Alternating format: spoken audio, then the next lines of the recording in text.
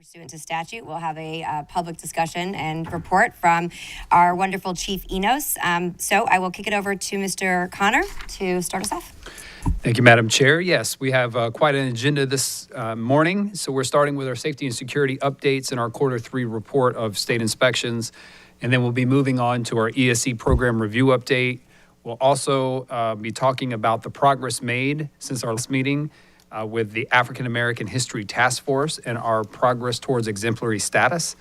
And then we will close with Progress Monitoring 2 data update. So I'll kick it over to Chief Enos to begin with safety and security. Well, good morning, everybody. Thank you for the opportunity to be here. Good seeing everybody again, Board, Superintendent Connor, staff, Attorney Dugan. I really appreciate the opportunity to talk about the department, all the measures on safety and security. As you've always heard me say in the past, in Sarasota County, we should always lead and never follow. That's my commitment to make sure that our kids, our staff, and our parents are always safe when we're on there. And we establish that through protocols, policies, and especially with our partnerships with our local law enforcement. Today, we're going to talk about some compliance checks that we have with the state of Florida has done through the Office of Safe Schools. We'll also talk about Fortify Florida tips, which are posted and have accessibility for all of our students, our parents, that can do anonymous reporting of anything that they believe may be crime. You name it, they can report it. And also about the hardening grant that we'll be applying for with the state, as well as the one that we have in the past and what we're looking for that. And then we'll get into some school police department updates since I've come back into there, where we want to go, the mission, the vision, 21st century policing, and we'll continue to move forward. First thing I would like to introduce is Jason Offerbay. He is our Safe School Officer, and he's going to go ahead and speak to us in reference to the compliance checks we recently had in the district. Good morning. It's really great to be here. We appreciate this time immensely. The first thing I'm talking about today is our state compliance inspections. By law, we are required to notify the board and the superintendent on our progress each quarter with the state compliance inspection. The state and the district are required to inspect every school. This district is required to inspect every school yearly. The state does each school once every 3 years. We have 27 points that we are required to inspect each school on. These things range from paperwork up to compliance, physical compliance issues with the campus itself. As I was saying, this year we've done 25 schools have been inspected by the Office of Safe Schools. The most common finding, if there has been open or propped open classroom doors while class is still going in session. These visits are used to proactively identify areas for improvement. We do our inspections exactly the same way that the state does. We actually do them a little bit harder, where we go through every single point with the principal and assistant principal of the school, just to make sure that they are aware of what the state is looking for, how to properly answer the questions, and how to make sure they're doing everything that is required by law with these state inspections. Through 2025-2026 school year, 14 schools have been inspected by the state. The district has inspected 27 to this point. During Q1, none of our schools were inspected. We only had safe school officer visits. That's where the state comes on campus, meets with the safe school officer, either a police officer, guardian, or a security aide with guardian or security guard with guardian certification. We've never had any failures of that here in Sarasota County. We've always had, at all of our charter schools, all of our traditional public schools, there's always been a safe school officer on campus. Q2, we had 12 schools inspected. Q3, we've had 2 schools inspected and 2 schools re-inspected. Of the 14 schools, 11 schools have passed. That's a 78% passing rate. Of the 3 schools that did not pass, it was because of open or propped classroom doors while class was in session. I want to shout out to these schools in public that have passed their inspections with no compliance violations. Taylor Ranch Elementary, Sarasota Military Preparatory Academy, Imagine School at Northport, the lower campus, Imagine School at Northport, the upper campus, Cranberry Elementary, Toledo Blade Elementary, Lamarck Elementary, Heron Creek Middle, Inglewood Elementary, and State College of Florida, Venice Campus, and Island Villages Montessori School. We're very proud of those schools. They've worked very hard. These are very intense inspections. We had 3 schools that did not pass. 2 of those schools have been re-inspected and were able to clean up their what was incorrect at their school. Next, we're going to talk about Fortify Florida. Fortify Florida is an anonymous reporting tool that the district and the entire state uses to give students, parents, teachers, staff the opportunity to see something, say something, and to do it anonymously if they want to. This school year to date, we have received, or not to date, up to last week, we had received 439 tips. 98% of those tips have been investigated and closed. Of those tips, 32% of them involved bullying or harassment, 18% involved vaping or smoking, and 5% were invalid or false reports. We went through and broke down every school, the amount of tips that they received. We provided that to the chief and Dr. Green. Northport High received the most tips out of all of our schools with 92. Venice Middle was second with 70. Venice High was third with 48. And then we round out the top 6 with Woodland, Sarasota High, and Riverview High. Most of our other schools had received minimal. We investigate every tip. Sarasota County, Sarasota School Police have to close those tips. It's required to be closed by a law enforcement officer. Our office follows up with the schools to make sure that the tips are investigated properly and that they're closed. There is no further reporting to the state. Everything then stays within the district. So a lot of the bullying, harassment complaints and things come from these tips and then filter through the district's investigative process.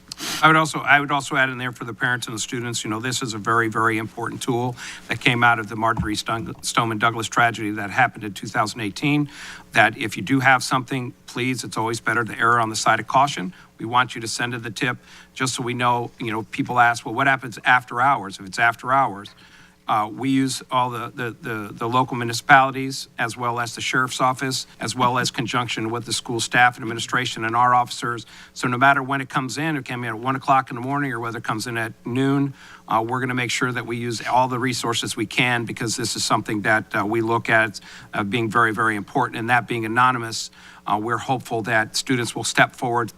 We've had parents step forward, and we've averted some significant tragedies in regards to some type of suicidal ideations, other things that may have occurred because somebody, again, sees something, say something. That's what this is for, to come forward to make sure that you acknowledge what's happening.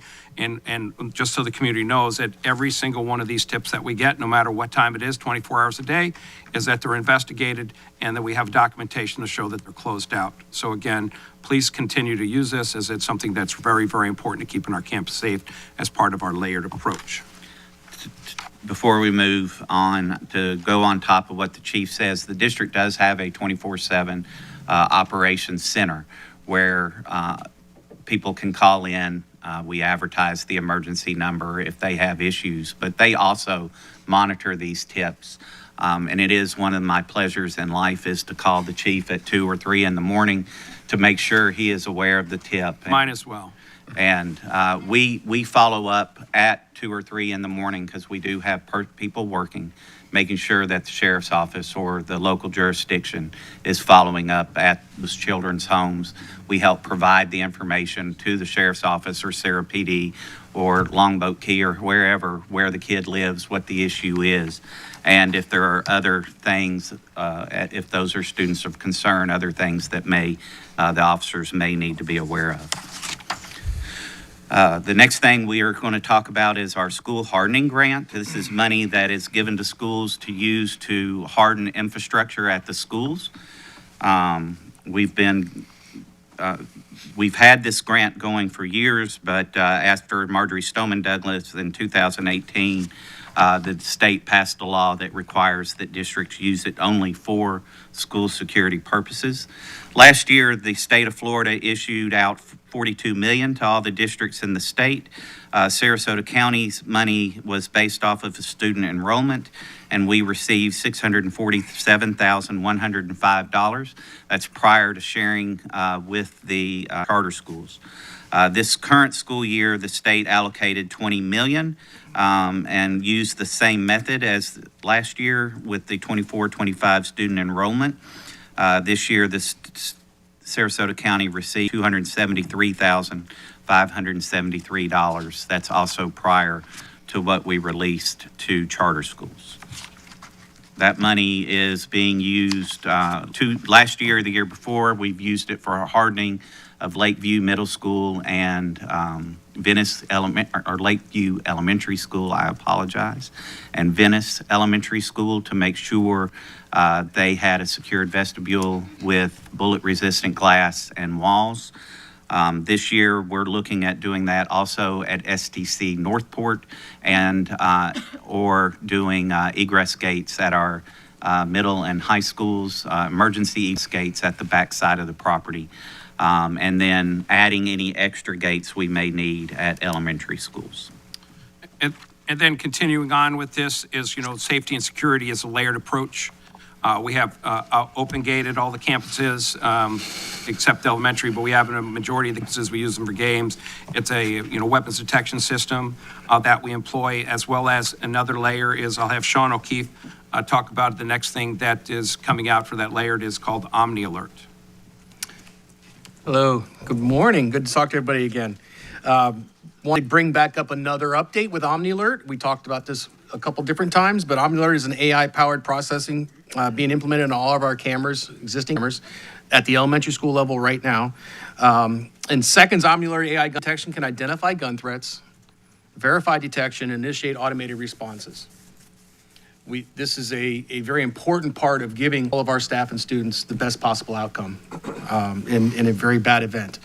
We have worked very diligently with Omni Alert and all of our security vendors to get extensive integrations in place to where when we do have a verified Omni Alert detection event, all of our systems will work simultaneously, taking all of the I don't know what to do process out of the equation, and it's a done deal. In continuing to check, like Chief said, and update our layered approach to securing our campuses and making our students and staff safe, this is a major implementation in that process. It's important to note that it's not just a bell-to-bell process. If our camera up and running, that camera is always going to be doing exactly that, running that AI processing and providing that information at any time. Football games, basketball games, after hours, before school, it's ready to go and it's working 24/7. So it's a huge layer improvement into securing our staff and our students.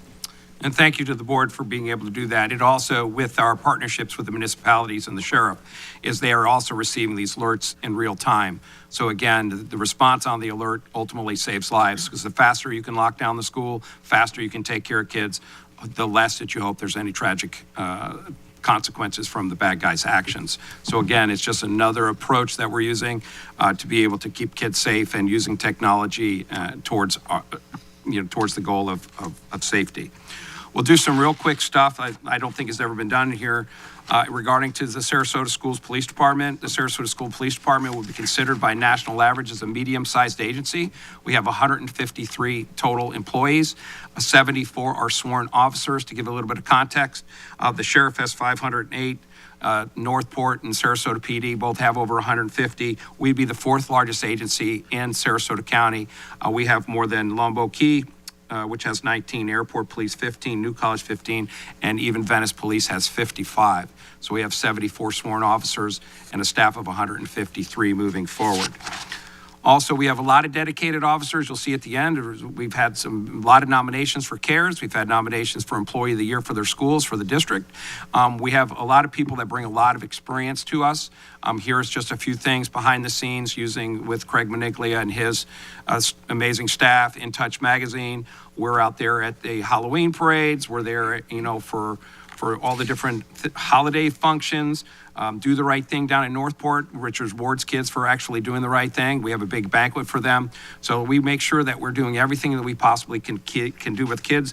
And we're only as good as the people that are employed at the school police department. And we're continually always looking for the very best and the brightest to be in there. Some of the things we're looking at too is the mission and the vision. Ultimately, the vision to be the leader in school-based policing, develop meaningful relationships throughout our community, which works towards enhancing safety and trust. The foundation of school policing, even though it's great with all the AI, the technology, all those pieces, but it's ultimately going to be the relationships you have with the community, because you want one of them to trust you, to be able to come forward when another student's in crisis. It's always going to be those are the people that are going to be the ones that are really going to make the impact, because by the time the AI or any of the others get in place, the bad thing is already on campus. So this is the piece that we want to continue. And as I said, is that my commitment is to be the leader in school safety, not only in Florida as a district, but also in the nation as we continue to move forward. Some of the goals that we have were created, set the standard in school policing in Florida, the nation, for us to flourish for years to come, cultivating leaders of tomorrow. One of the things is have succession planning that we started to implement with the direction and thanks to the board and Superintendent Connor with the hiring of our deputy chief. Again, we're going to continue to move forward, bringing in fresh eyes to look at the best practices, again, using our neighboring municipalities. Some of the framework here, I'll have our deputy chief speak about the pillars of 21st community policing. Good morning. Thank you, Chief. Good morning, Board. Dimitri Konstantopoulos, Deputy Chief at the Police Department. As the Chiefs talked about our mission and vision and our goals, the next few slides I'm going to discuss how we're going to promulgate the mission and vision and then achieve the goals that the Chief laid out. The framework that we're going to use is a national best practice called 21st Century Policing. It entails 6 pillars that I'll go through fairly quickly. Building trust and legitimacy, which is a daily quest. Who are we building trust and legitimacy with? The community, the district, the board, and our law enforcement partners. Policy and oversight, the next pillar. We have to ensure that our policies are detailed and our best practices in the state and nationally. And we also have to continue with oversight, making sure that we have a robust process in place. Technology and social media. Technology has been discussed very comprehensively in this meeting with all the different software that we have for safety on our campuses. Additionally, integrating with our local law enforcement partners with their real-time operation centers, giving them visibility on our campuses if a crisis does occur. Community policing and crime reduction, ensuring that our officers follow a community policing philosophy in their schools, which I know that they're doing. And with that theory comes crime reduction. So our officers are at the schools, they're building relationships with the kids, they're mentoring kids, they're educating kids, and they're partnering with the staff members. All combining will reduce crime. Training and education, a very important pillar. Training is fundamental to law enforcement, and the chief and I have been discussing ways to improve training and make sure that our officers get a holistic education in all the law enforcement subject matters. Officer safety and wellness, ensuring that our officers are resourced, and also being cognizant of their wellness. I know the district has great practices in place to help with mental health and their physical well-being. The benefits of 21st century policing include it provides a framework to go by. Again, it's a holistic approach, enhances trust between the community and amongst the district staff, ultimately improves school safety, promotes accountability and transparency, encourages collaboration with community partners, and it provides us with the ability to adapt to modern challenges while staying politically neutral. Our primary focus, we are culture building, and we will be highlighting professionalism, within our department, setting that expectation, accountability, holding people accountable, providing an environment that fosters positive morale, and then really working on the fundamentals of policing, ensuring that we have those in place. Those include things like writing, radio etiquette, evidence collection, so on and so forth. In our strategic planning, the chief and I have discussed accreditation. And right now, we are the only law enforcement agency in Sarasota County that is not accredited. This is definitely on our wish list. Accreditation provides legitimacy, certainly, but it also adds and provides a mechanism for risk mitigation, litigation mitigation. If all our policies are in place and we follow the best practices, of course, our risk will be reduced. Dovetailing into that, making sure that all our policies are updated and validated annually, making sure that we have very good standard operating procedures, and just to go back to accreditation, if we do move forward with accreditation, assessors will come to our department. They'll dig into our standard operating procedures. They'll look at our general orders, and it's not enough that we just have them. We actually have to follow them, and they will be delving into that, interviewing officers, interviewing you maybe, and really getting feedback to show that we are following what we have in writing. So as we continue to move forward, accreditation is really, really significant because it's not just talking the talk, but it's walking the walk. It basically says, here's our policy, we follow our policy. We have proofs to show that we follow our policy, which basically puts us and holds and would show that in the board through the police department would show us that we're the best of the best and that we have a standard and we maintain and we meet that standard every single day. Part of this also has some results for customer satisfaction within the district. A majority of all of ours are over 96%, which I was going to show there. You know, when we really look at the bigger picture, it's about, ultimately, as you know, it's based on the triad concept of school policing: teacher, counselor, law enforcement. So the bigger picture is that obviously is that you can any spot on here. What is our image? It goes to the trust. It goes to the goes to our people. It goes to the department, and to make sure that we have something that's flourishing and that's going forward as we continue to move in the bigger picture. Part of the statistics is, I know that we shared these with the board earlier. Well, really what I want to do is to be able to point out, this is kind of where we are, trends and different things in the schools. We are no different than the police department. We do statistics every single month. We capture things that other areas don't necessarily capture. But what I ultimately wanted to tell you is just a couple of numbers. So our agency so far to date wrote 1,278 reports. We've issued, because we know that vaping, which is a tobacco-based THC, tobacco-based nicotine product, we've issued over 224 tobacco citations. When we do conferences, that's, again, is one of the foundational blocks that we do in school policing. We've had 1,451 educator conferences, 1,454 parent conferences, and we've had almost 3,500 student conferences, and that's just since August. And if you think of 2 weeks at Christmas, a week for Thanksgiving, starting the third week of August, lots of stuff. Part of that also, it gets into our teaching. Again, the foundational piece, especially at the elementary school, is a lot based on teaching. Then when you move into middle school, it's on counseling. And then when you get to high school, obviously there's a little bit more on the law enforcement. But so far to date, we've taught 13,145 students in Sarasota County. And also this will be the first year with the guidance of the superintendent and the board, which you implemented a few years ago, that every single fifth grade student will have the lead curriculum, which is law enforcement against drugs. Which we replaced from DARE, which we had for years and years and years here, and that every single fifth grade student will have that, because again, that classroom piece is how you build relationships with students, because you get to be in front of them, talk to them, you know, and they now have accessibility to you because they believe that your friend. We did have the swearing in. I put this picture in here. This was recently. We had every single department in Sarasota County came out to the recent swearing in of myself and the deputy chief. We were all here in the boardroom. Thank you to the board members that showed up for it, Ms. Barker, Ms. Marinelli, Mr. Edwards. Also with that, just some of the support on a recent event that we had here.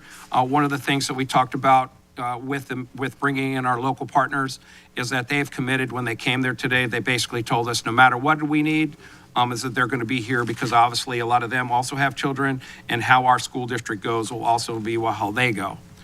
We have a quick video right here that was put out. I don't know how to start it. Oh, I got it. Hello, I'm Chief Tim Enos with the Sarasota County Schools Police Department. Our officers recently participated in a countywide active assailant training focused on preparedness, coordination, and response.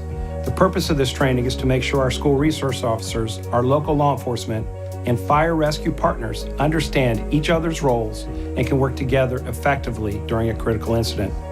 Refreshers like this are an important part of our ongoing dedication to keeping our schools secure and our communities protected. Officers reviewed response strategies, command and communication procedures, and participated in both classroom and hands-on practical exercises. As a result, our public schools in Sarasota County are leading the way in safety and preparedness. Our district is the first in Florida to spearhead this type of multi-jurisdictional training, reinforcing our pledge to protect students, staff, and the community. We are proud and grateful for the collaboration of our local agencies. This proactive training strengthens our ability to respond effectively in a critical situation and helps ensure the safety of every student every day.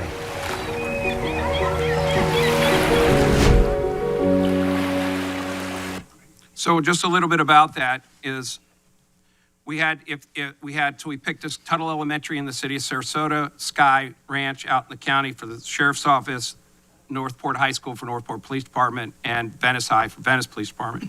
And so what was original about this is the people that are coming to back us up, that we use their trainers to train our people, as well as we brought in the fire department who would also be responding. So Venice Fire went to the Venice, Northport Fire went to Northport, and the city and the county both use Sarasota County Fire Department. So we also use them in the training too, and what their response is to be able to let our guys know exactly what the response is going to look like for the people that are going to be coming to back them up, because it's the expectation that in a single person response is our guy is going there first, and then the cavalry is going to be coming in order to assist them. So I'm not aware of anywhere else in the state where they've had it simultaneous on the same day with 4 different major agencies, with 3 different fire departments also doing tabletops, as well as simulation training, which is actual hands-on training at 4 different sites in 4 different jurisdictions at the same time. So that's the commitment, again, that we have to make it sure, because obviously that's our number one reason for being on campus, is the safety and security of our students, which always is the paramount, always, every day. So with that, we've had a lot of different awards. This is just some of the stuff that our guys, again, to show how well that we are in there trying to build relationships within the school itself, is that we've had 4 different SCS care winners, and we've had 1, 2, 3, 4, 5, 6, 7 different from within safety and security and the school police department, 7 different schools that they've been nominated as their school-related employee of the year. And also during this time period, we also gave out 2 life-saving awards. Michael Clarkson, who is at Alta Vista, did a Heimlich on a little student and saved his life. And also Barbara Kolb, who is an aide at Sky Ranch, also did the same thing. And that when I get an opportunity to go in there to be able to do these recognitions, it's really what the job is about, because it shows the dedication and the training of our employees. Finally, this is just our organizational chart. We've had some changes recently in reference to Sergeant John Dominguez has now gone out to the Sarasota County Criminal Justice Training Academy. And so he is now out at the STC full-time. And again, engaging with all of our local partners, bringing back all those instructors, again, under the guidance of the superintendent, to make sure that we're doing everything we can do in our community to obviously to attract the very, very best people to come here to be trained, to be law enforcement officers, which are going to then go out into the community in order to representation of Sarasota County School District. We had the reputation for a long, long time as being the best criminal justice academy in the state of Florida. And again, it's the intent that we are going to be there, and that is the commitment, because I've heard the superintendent tell the chief sheriffs that we will be that again, and that is the commitment of himself and his staff, as well as me. I am a graduate of the academy here myself, just a few short years ago. Okay, no laughing. Just a few short years ago. So ultimately, this is where we're at. We really appreciate the opportunity to come in here, to be able to give all the great things that we're doing here, as well as to be able to showcase where we're going to be going into the future, such as we talked a little bit about doing a drone unit, talked a little bit about having a parade unit to be able to go out there to be able to represent the school district. We were in the holiday parade this year. It was excellent. Lots of stuff. Who comes to parades? Kids. Back in the day, I know with Miss Marinelli, when she was doing the contracts, we'd always bring all the DARE kids from the different schools. We'd bring the DARE kids down to the parades, and we'd have them with their shirts on, and we would march, and we'd have a couple hundred kids in those parades. And how often as a kid, how awesome is it you get to be in a holiday parade? You may never have that chance again. So these are things that we're looking forward to, and again, with the vision and the mission, and the training is going to be a big piece that we've started to relook at, as well as the policy procedures, the critical incident guides, and the partnerships with all our local people, I think are super significant. We're very lucky here to be able to have them that stand behind us. So with that, I'm all finished. Thank you very much, Chief Enos. Mrs. Marinelli. Thank you all for this in-depth report, and you answered all my questions earlier in the executive session, so thank you for that. I just noticed when I was looking at the statistics, and I think this is historic and a very good statistic, that Baker Acts are down across the district. So obviously, many of the mental health issues are being addressed because we used to have a higher level of Baker Acts. So I wanted to commend everybody on that piece. And I remember years ago, and I think Miss Rose was part of that, we had a big training at Riverview. And even though we knew it was a training, when you start hearing the bullets or that sound, it is frightening. And that Riverview was a new school. So that was something. So I'm glad that that training that you did was very extensive in the different schools. So thank you for that. You're welcome. We also had at Sky Ranch, we did have a couple of Florida House members showed up to actually see that, and that was exactly their comment as they were leaving was, even though I know this wasn't real, it was just a simulation, they were like, holy simulation, holy mackerel. It got their blood pumping just standing in the background. And I said, well, you know, trained, you will always do your job as how you train in law enforcement. And so we need to continue, and with the support of the board, continue to doing the very best as possible and make sure that our training is the highest standards. Well, your first instinct is to run, and it's not always safe to run. So you have to find somebody. So I think it's very, very invaluable training. Thank you. Mrs. Barker.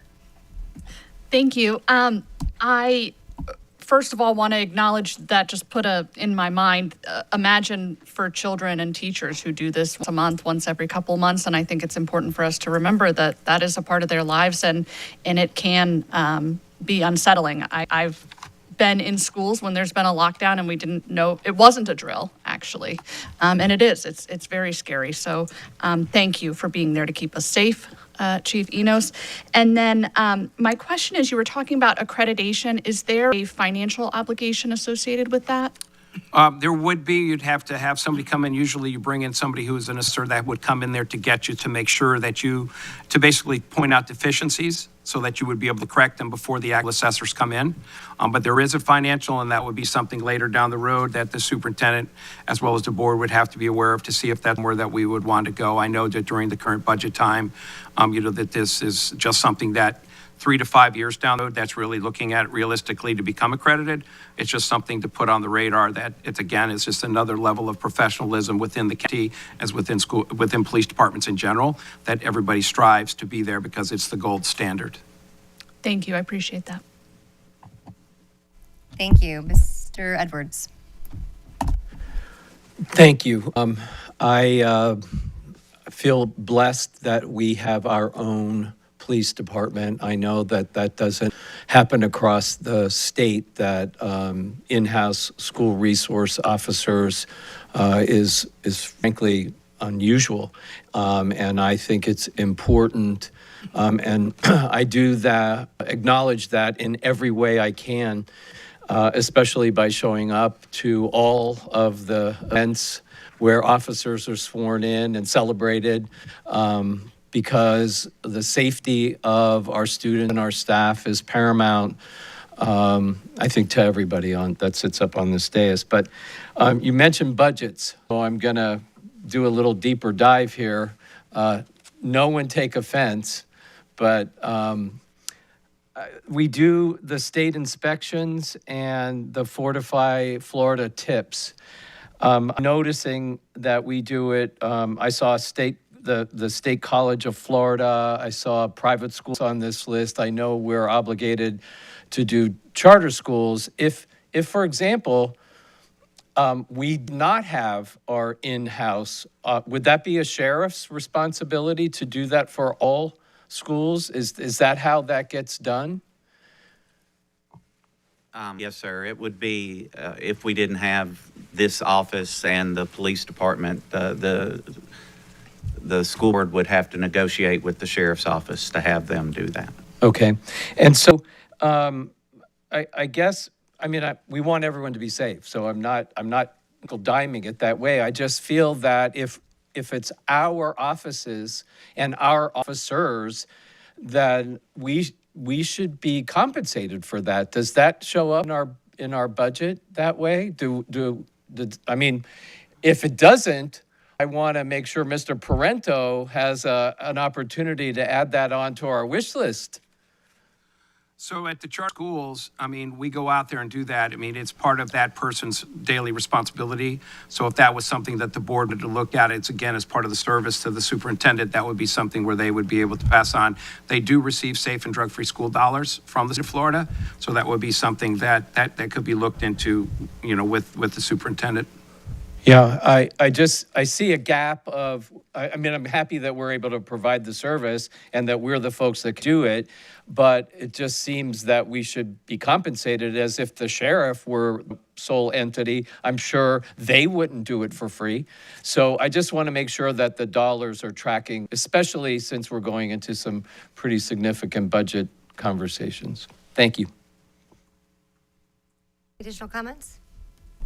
Seeing none, well, thank you to we really are, I would say, the best in not just the state, but the country. And speaking to other board members across the country, they are wowed by a lot of the things that we have implemented over the many years. And Chief Enos, do you recall how many officers we had at the very beginning of the launch of the police department back in 2018? 2018, we had 26. 26.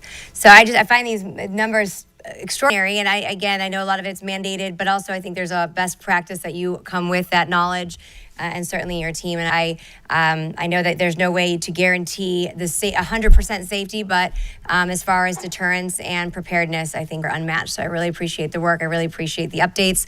And if there are no additional comments, I'll hand it to Mr. Connor.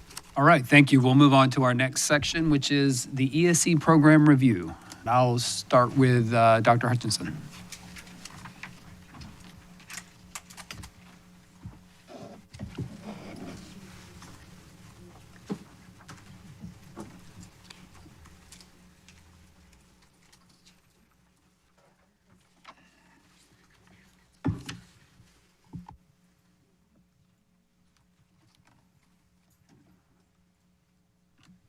All right, although we are waiting for the presentation, I do think I can get started and then we will complement with visuals as we progress.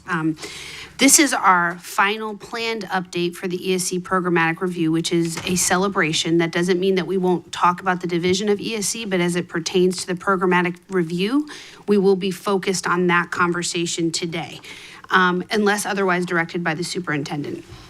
But 2.5 years ago, November 2023, we did receive a programmatic review from Exceptional Learning Solutions that came with 31 recommendations and 35 commendations, which we were very excited about the commendations, but we were very in tune to the 31 recommendations. That also came with a timeline of 3 years. But at that time, and the team that was in place and the team that is currently in place, we were very focused on initiating that work immediately, not waiting in a phased approach of 3 years, because if that were to occur, you would be looking at implementation impacts 6 years later. So we actually launched 27 of the 31 recommendations within that first 8 months of having the programmatic review in our hands. In August of 2024, we presented those 27 initiated projects or action plans that we were working through at that time. And because again, it's a process, not an event. Change is a process, not an event, and we had to get started to see an impact with our students and families. So today, I'm really just going to provide a high-level overview of those 27 recommendations that we talked about in August of 2024. I'm going to do it in alignment with the 10 themes that we came up with, because with the recommendations, there was a lot of overlap. It could have been recommendation 1.2, 5.2, 11.5, all pertaining to professional learning. So we had to bundle those things up because it wasn't just a task list. We wanted to make it a cohesive process and procedure change. Dr. Hutchinson, when I turn it over to him, he'll discuss the 4 initiatives that we didn't discuss at that time. And then we will move into additional updates just pertaining to ESE that are some hot topics that even board members you've brought up in other workshops and in different topics. So we'll be able to hit on some of that. And I know that PowerPoint is coming, but I am going to keep moving for the sake of time. The first bucket that we really started with was looking at adopting the organizational structure that Exceptional Learning Solutions presented to us. That allowed us to reorg at the executive level, at the district level, and at the school level. And with that, we accomplished 3 things. We were able to merge our student services and our division of ESE into one, renaming that Student Support Services. That was really important to ensure we had a cohesive way of work in supporting all students, and particularly our students with disabilities. That's important because we do a lot of fund braiding. There's a lot of overlapping processes and procedures when students are in need. So bringing those divisions together has absolutely improved our level of service and the excellence that we're providing for our students with disabilities. We also added a position called compliance coordinators that was very much focused on state and federal law, making sure that we were providing students with FAPE and that we were never in violation of that. And we also rewrote job descriptions and roles and responsibilities for existing roles within the department, the merger of the 2 divisions, and executive level staff. We involved our different stakeholders when we were doing that. So when we recreated the EIF's job description, which is the full release ESE staff at the school level, they were a part of that discussion. When we looked at revising some of the resource teachers' roles, which are the teachers that push into inclusion classrooms, they were a part of the discussion. In addition to that, not just an expectation of programmatic review, but also the expectation of the superintendent was to work collaboratively with budget and finance on anything we're doing financially for students with disabilities. So we did have collaborative meetings in planning the IDEA grant, which changed some of the places we were providing, paying for certain services. So if a service was something we can bill on, we move that to the general fund, because then you can recoup some of the funds that you were spending on those services. If we needed to free up some funds in IDEA because it's a very specific use, we did that and moved some other items to general fund. For example, the full spectrum contract, which supports students with behavior concerns, that was fully funded up to $1 million on the IDEA grant. We needed to free up funds. We moved 80% of that to the general fund, and we still fund braid that 20% in IDEA. So there's a lot of ways that we can do that. In our ZBB meetings in academic services, every cost center head works with students and works with students with disabilities. So they were integrating into their cost initiatives and projects that weren't just solely in ESE, but crossed over, making sure things were fully funded everywhere, not just in our IDEA grant. We created an allocations handbook. That's what we use at this time every year to provide allocations to our schools. Those allocations are also formulaic for ESE, which we've redefined every year, in addition to ensuring we have the right staff for specialized programs. And then we've also worked very heavily on external partnerships and grants. Just to name a few, our PREETS grant really allowed us to put the power behind reworking our post-secondary pathways, as well as the Stronger Connections grant. And those were 2 grants we wrote in the first 8 months of this programmatic review. Stronger Connections was focused on specialized populations, ESE and ELL, and then the Bransick Foundation. When we are writing grants for the entire district, we are always carving out a section of that to support our specialized populations, including ESE. When we look at programmatic offerings, the main point here was a continuum of service, and it wasn't that there wasn't one, But to strengthen that continuum of service, the recommendation was to add VE classrooms, which is still a self-contained class. It is not a designated specialized program like AIMS, STARS, and SAIL, but it is more of a go-between as students are progressing through that continuum. That has been very tricky for us. We've given the staffing and the aides and the classrooms, but we are still working through how that really looks in every school to be functioning at its highest level. It's definitely an active role in scheduling and making those decisions for kids. You can accomplish a continuum of service without that, but that was a recommendation that we implemented, and that is a point that we are still strengthening, to be totally honest. That's something we work through every day, not only with our ESE team, but also our level chiefs working with the principals. We worked on reconfiguring specialized program. When we first received this review, we had schools that had 14 specialized program, Lamarck. They had not only 14, but honoring different programs. So in order to make this a more manageable approach for our schools and our teams, we reduced that down to only 8 specialized classrooms per school, mostly elementary, but also, Glen Ellen was going STARS and SAIL. And we wanted to say, no, if it's going to be 8, it's going to be AIMS, and then this school is going to be SAIL, and this school is going to be STARS. Again, it is ensuring that we have streamlined level of service within the school, and when you're stacking programs like that, it's very taxing on the staff that's leading and running that. So that's increased our level of service and allowing people to specialize on the demographics that are in their school.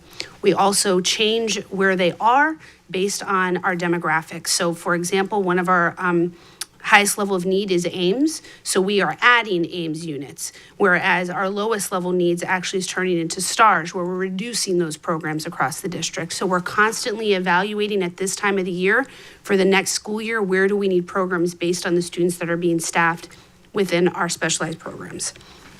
And then when we look at policies and procedures, lots of SOPs came out of this. One of the ones that was the most popular and most needed was the IEP SOP, making sure that our resource teachers and our EIFs understood their role in constructing an IEP for someone that was being staffed into the program.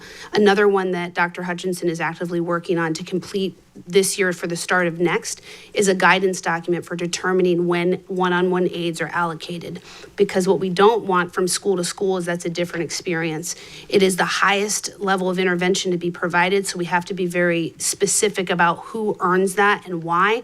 Again, maximizing resources and making sure the students that really need it have it no matter where they are in our district. Another protocol that you hear Dr. Hutchinson speak of was our transitions. At the time when we met in August of 2024, we were able to share the pre-K to kindergarten transition strengthening, because that wasn't happening in ways that schools felt ready for the students coming to them. That was the first piece we tackled.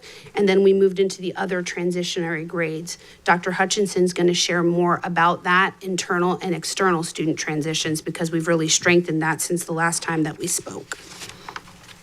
When we look at curriculum and instruction, the biggest issue there was our sales classrooms, our students who are on access points did not have a core curriculum, which absolutely was needed. When you have a different set of standards and you have intellectual disabilities, that is a non-negotiable. It has to be there. So we very quickly made that happen with our Stronger Connections grant, and we were able to purchase that program for 3 years, and we'll treat it just like any other program adoption. When we are done in 3 years, do we want to continue with that program or try something different? So that is something that we have in place. We also revised all of our instructional frameworks and our comprehensive reading plan.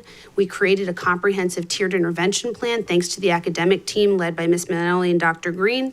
That was huge. So teachers that are teaching specialized students who are in special programs have the pathways for acceleration and intervention. Another piece was using ESSER and CARE funds the right way for a one-time purchase, where we really flooded the system with supplemental materials.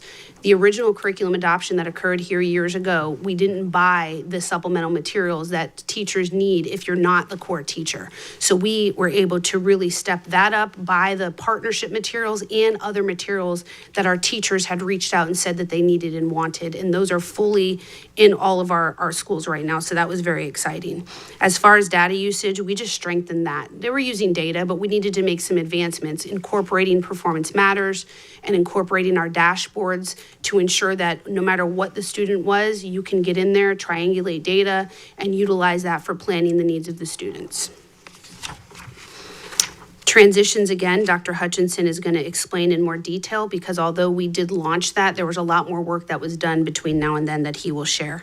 We do make a very focused investment on professional learning for everyone, but then we're also, again, carving out what we know is different for teachers that teach students with disabilities. We have integrated training into our principal and AP meetings, because that was another area we need to level up our skill set on, not only the policies, the procedures, and the laws, but then working in the gray sometimes, right? Not everything is a black or white thing, and really making sure we're crafting the best plans for students and working with our staff that's responsible for that in a productive, collaborative way. We also have our Summer Student Support Services Institute that many of you have been to.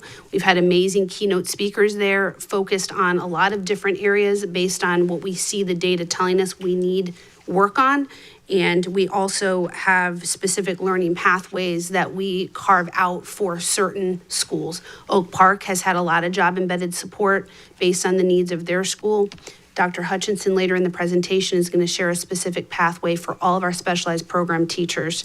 And then again, our resource teachers, they teach, inclusion. Those students are on core standards. It's really more about the interventions that they're providing. So that work is coming through job embedded support through academic services, but we definitely focus on that. There was a period of time where they were all merged into just the general education pathway, and then you kind of had to figure it out. If the gen ed teacher is doing this, then maybe it looks like this if I'm trying to scaffold down or scaffold up, but now there's many resources, many frameworks, and many learning opportunities associated with their needs. And lastly, parent communication came very early on. We did multiple webinars talking more about the changes and the implementation that families could expect. We've updated the website. We do that regularly. That is a place for general ESE information. Now, specifically, they do need to reach out to their school, but we work with our EIFs every month, making sure that they're well aware of what's happening, what's needed, and that they have someone to problem solve with around the challenges that students are facing. So when a family is reaching out, they're very equipped to be specific in the needs of their students. Parent universities do have embedded pathways, just like our district professional learning. If a family is there and they have a student who is dyslexic and we're talking about fast literacy data, we have people there to talk about whatever pathway that student needs support in, how they're progressing or not. So that, again, they're not trying to figure out, well, if the general education student does this, what is it supposed to look like for my child? So we're very intentional about that. And then our agency fair, we had 125 families there last year. That's a great place and space for families to get connected with all of the external and internal resources that they have at their fingertips. That is happening this year on April 9th. So we just continue to do that. And it doesn't have to be different. We just have to try and continue to reach more and more people, because it's a great place for them to be. And I will turn it over to Dr. Hutchinson to talk about new initiatives. Thank you, Mrs. O'Day.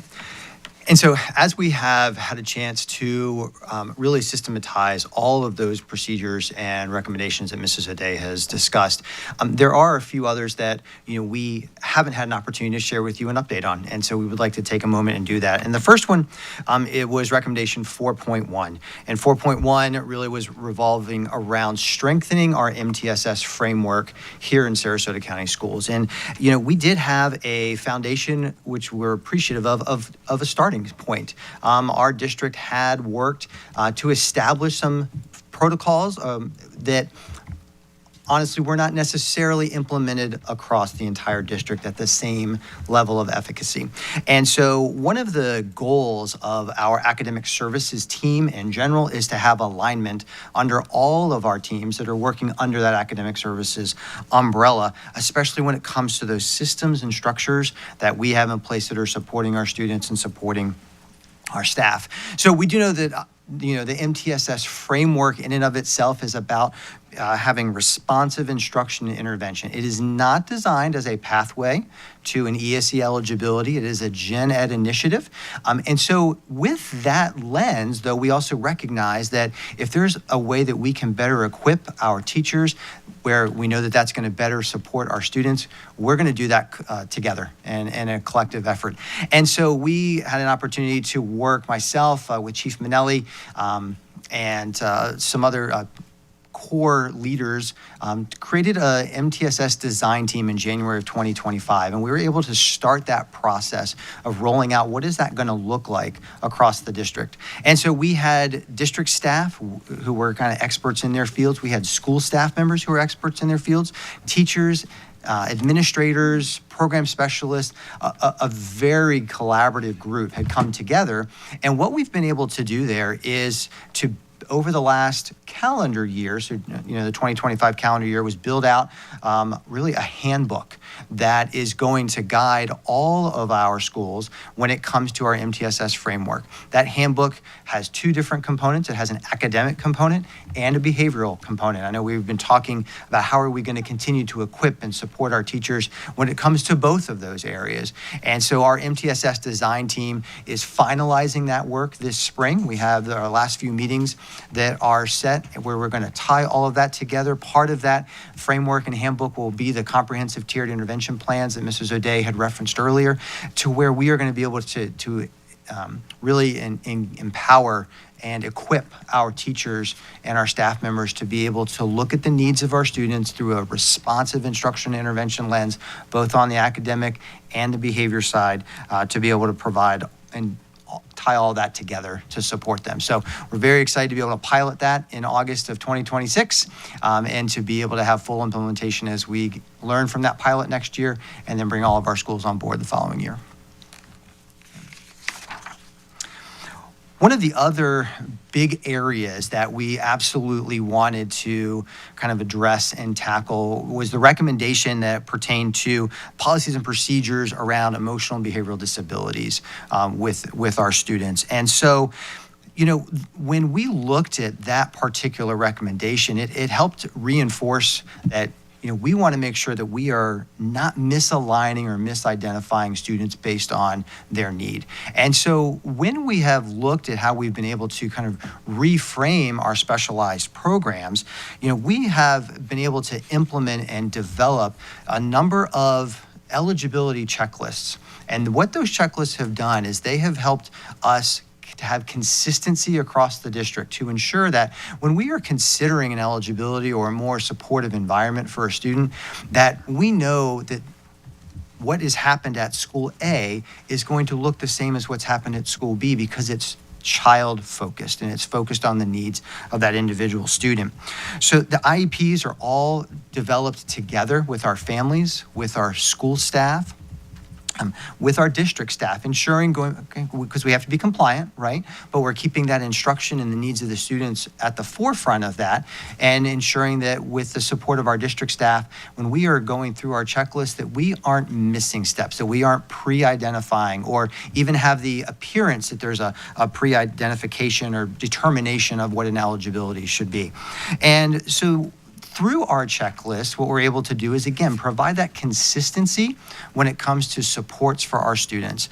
And as a kind of a result of that, as we've narrowed that down to have a very systematic approach to providing that additional support for our kiddos, we have had the opportunity actually to have less of a need for our STARS programs in terms of those students who have those emotional and behavioral disabilities. So the allocations, thank you. The allocations that we have had in the past at our schools actually have been decreased over the last couple of years. The numbers of students enrolled in our STARS program has actually decreased over the last 2 years.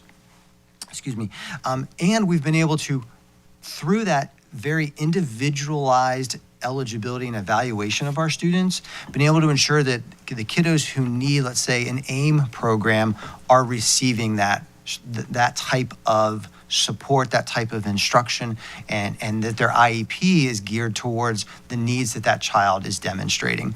And so it really goes all the way back to that individual child. What are their needs, and how are we able to provide them that intentional support? And when we look at those program enrollments, again, you'll see that our number of STARS allocations has decreased.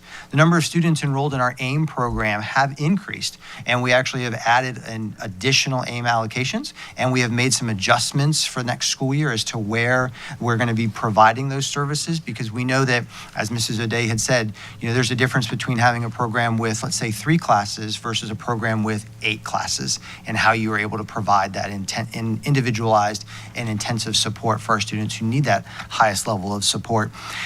And then, and this is kudos to our schools, our principals, our amazing teachers and staff. Sarasota County is known for its ability to support students who have significant needs.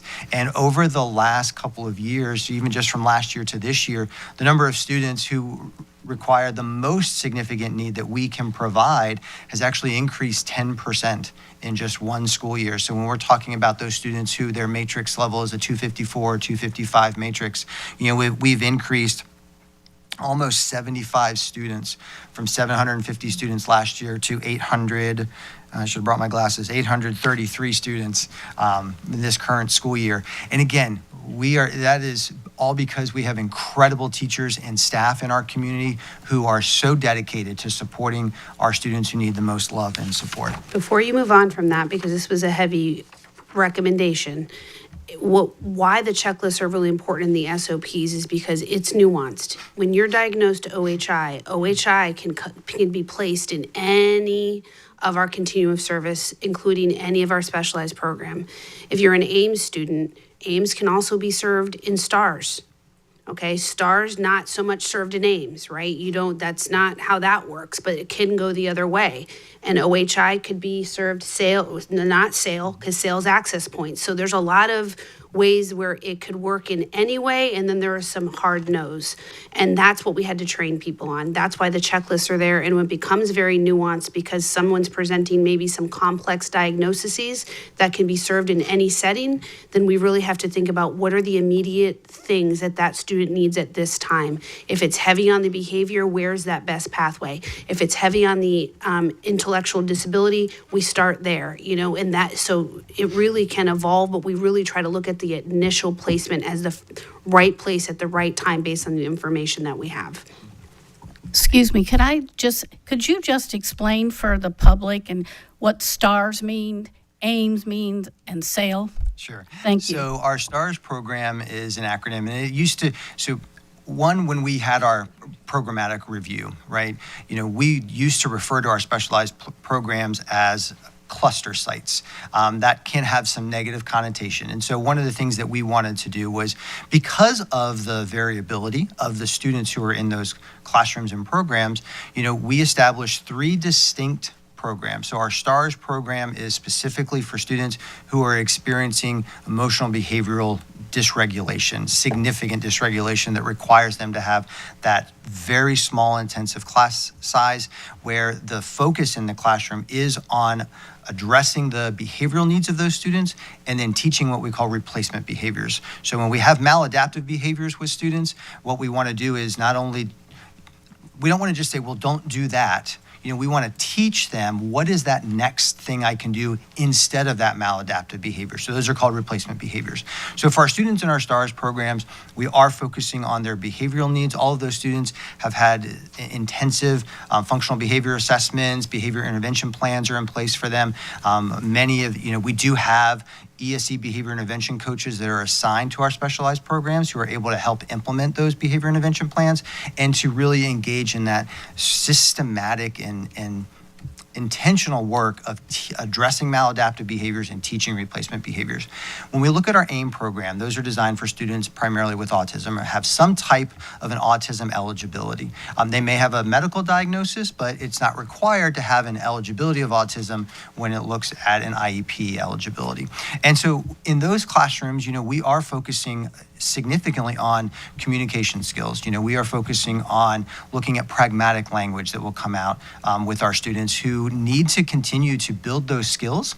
Right now, most of our students in our AIM programs just happen to be more primary in age, and so we are really have a wonderful opportunity to embed those skills and to teach them, when I get very frustrated, let's say, because I don't have that communication consideration, how am I able to do that and utilize some of my assistive technology. So a number of students in our AIMS programs do have assistive technology tools that help them with that communication. So some of our youngest kiddos, are already using electronic communication protocols to help them communicate. Some are using PEC systems, which are like different visual cards and so on and so forth. But we help teach them other communication protocols so that they are able to communicate their wants and needs. And then we also are looking at all the academics that go along with that. For example, at most of our AIM programs, all those students are on a general education track. They are not on regular grade level standards. Most of our students with autism are not enrolled in our access classrooms, which transitions me into our next specialized program, which is our SAIL program. Our SAIL program is primarily for students who are on access points in terms of their curriculum.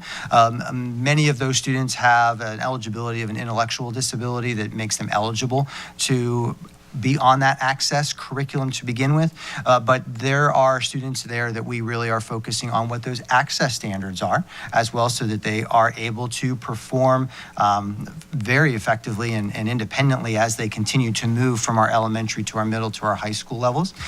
We have a strong focus on just kind of those independent life skills. Most of the students in those classes, their adaptability rating scales are lower, and so we are teaching them those skills on how can they help to fend for themselves a little bit more. How can we build their independence so that when we connect the families to like our agency fair and we're connecting them to outside agencies, the goal is that as our students are leaving us, whether it's at graduation or whether it's, we've deferred our diploma for a couple of years and they're engaged in our enterprise work program, we want to make sure that when they're leaving us, they have received that really specialized and individualized instruction so that they can be successful and independent at whatever level they're able to do so.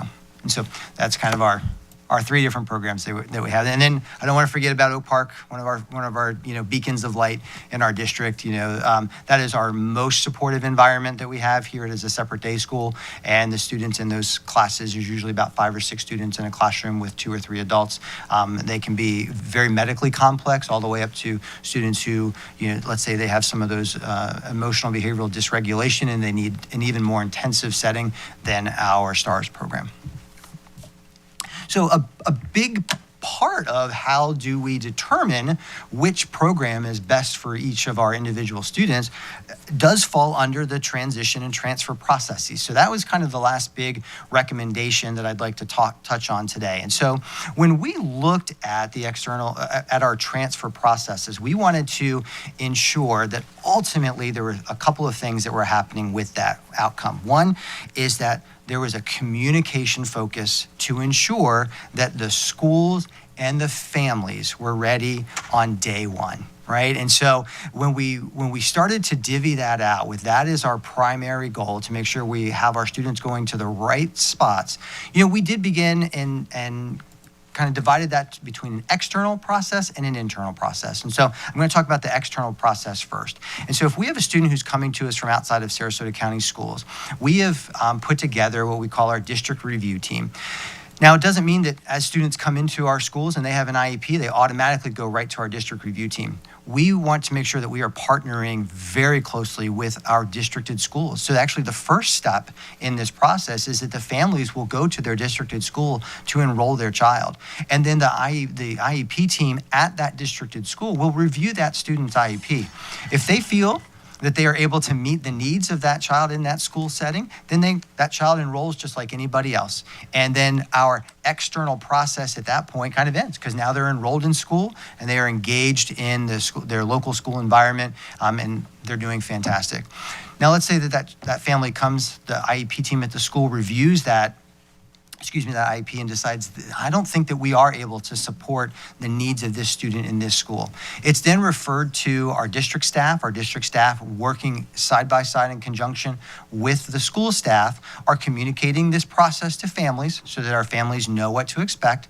And then it comes to our district review team. And at the district review team, similar to how you may think of kind of rounds at a hospital, right? We're presenting this student to the experts in our district, including the feedback that we've received from that school. And so the district review team we've established a consistent protocol that happens every single time. They start and they look at this area, and then they move to this area and then to the next one. And they are creating a series of summary notes that's going to help, when they get to the end of that discussion, make the determination as to where is the best place that student should go.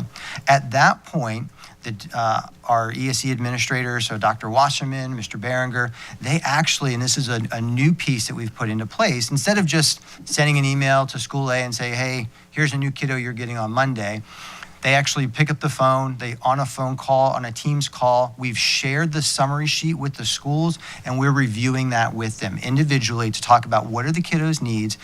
Why did the district review team make the decision that this is where that child's going to go? We're able to work with the school so that they are empowered and ready for when this kiddo comes on day one. We're communicating with families. It gives us also an opportunity to ensure that we've taken care of all of those logistics, right? Transportation requests. Are there health needs that we have a health plan and we need to involve the school nurse?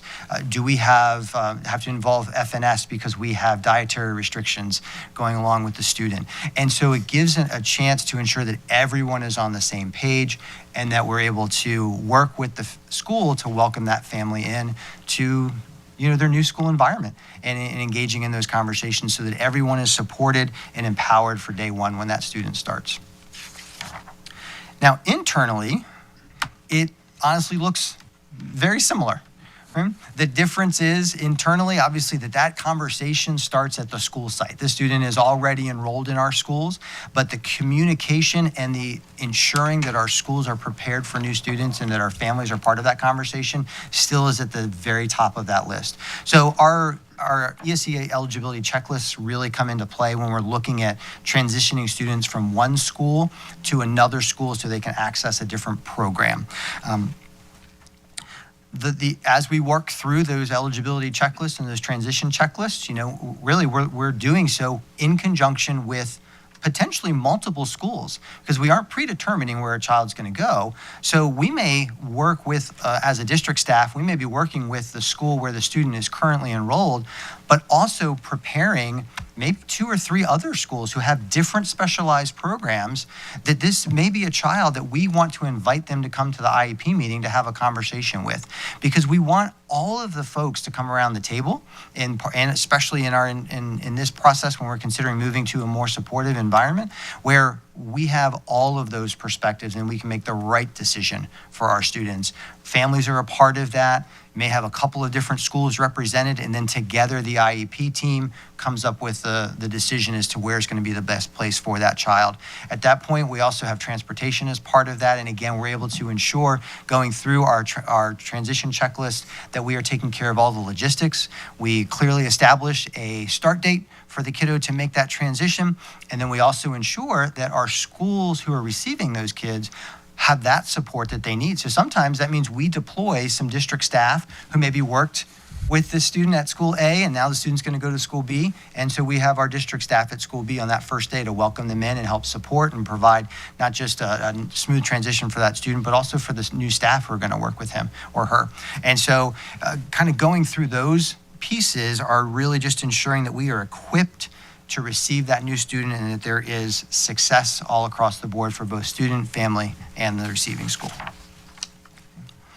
So all of the changes and adjustments that we have made, while they definitely on our end are systematizing our processes, right?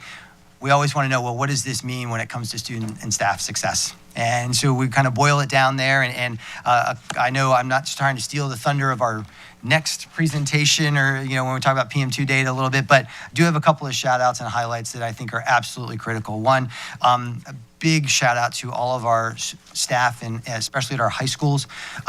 Our Students with Disabilities student group had the highest graduation rate ever for Sarasota County Schools last year. And so extremely proud of our students, our families, and our staff who have helped support them from pre-K on, right? It's not just we know the graduation rate isn't just a high school initiative, right, Dr. Anderson? Right. But it's pre-K through 12, absolutely. And since 2022, that's almost a 10% increase in our graduation rate with our students with disabilities. And so extremely, extremely proud of them.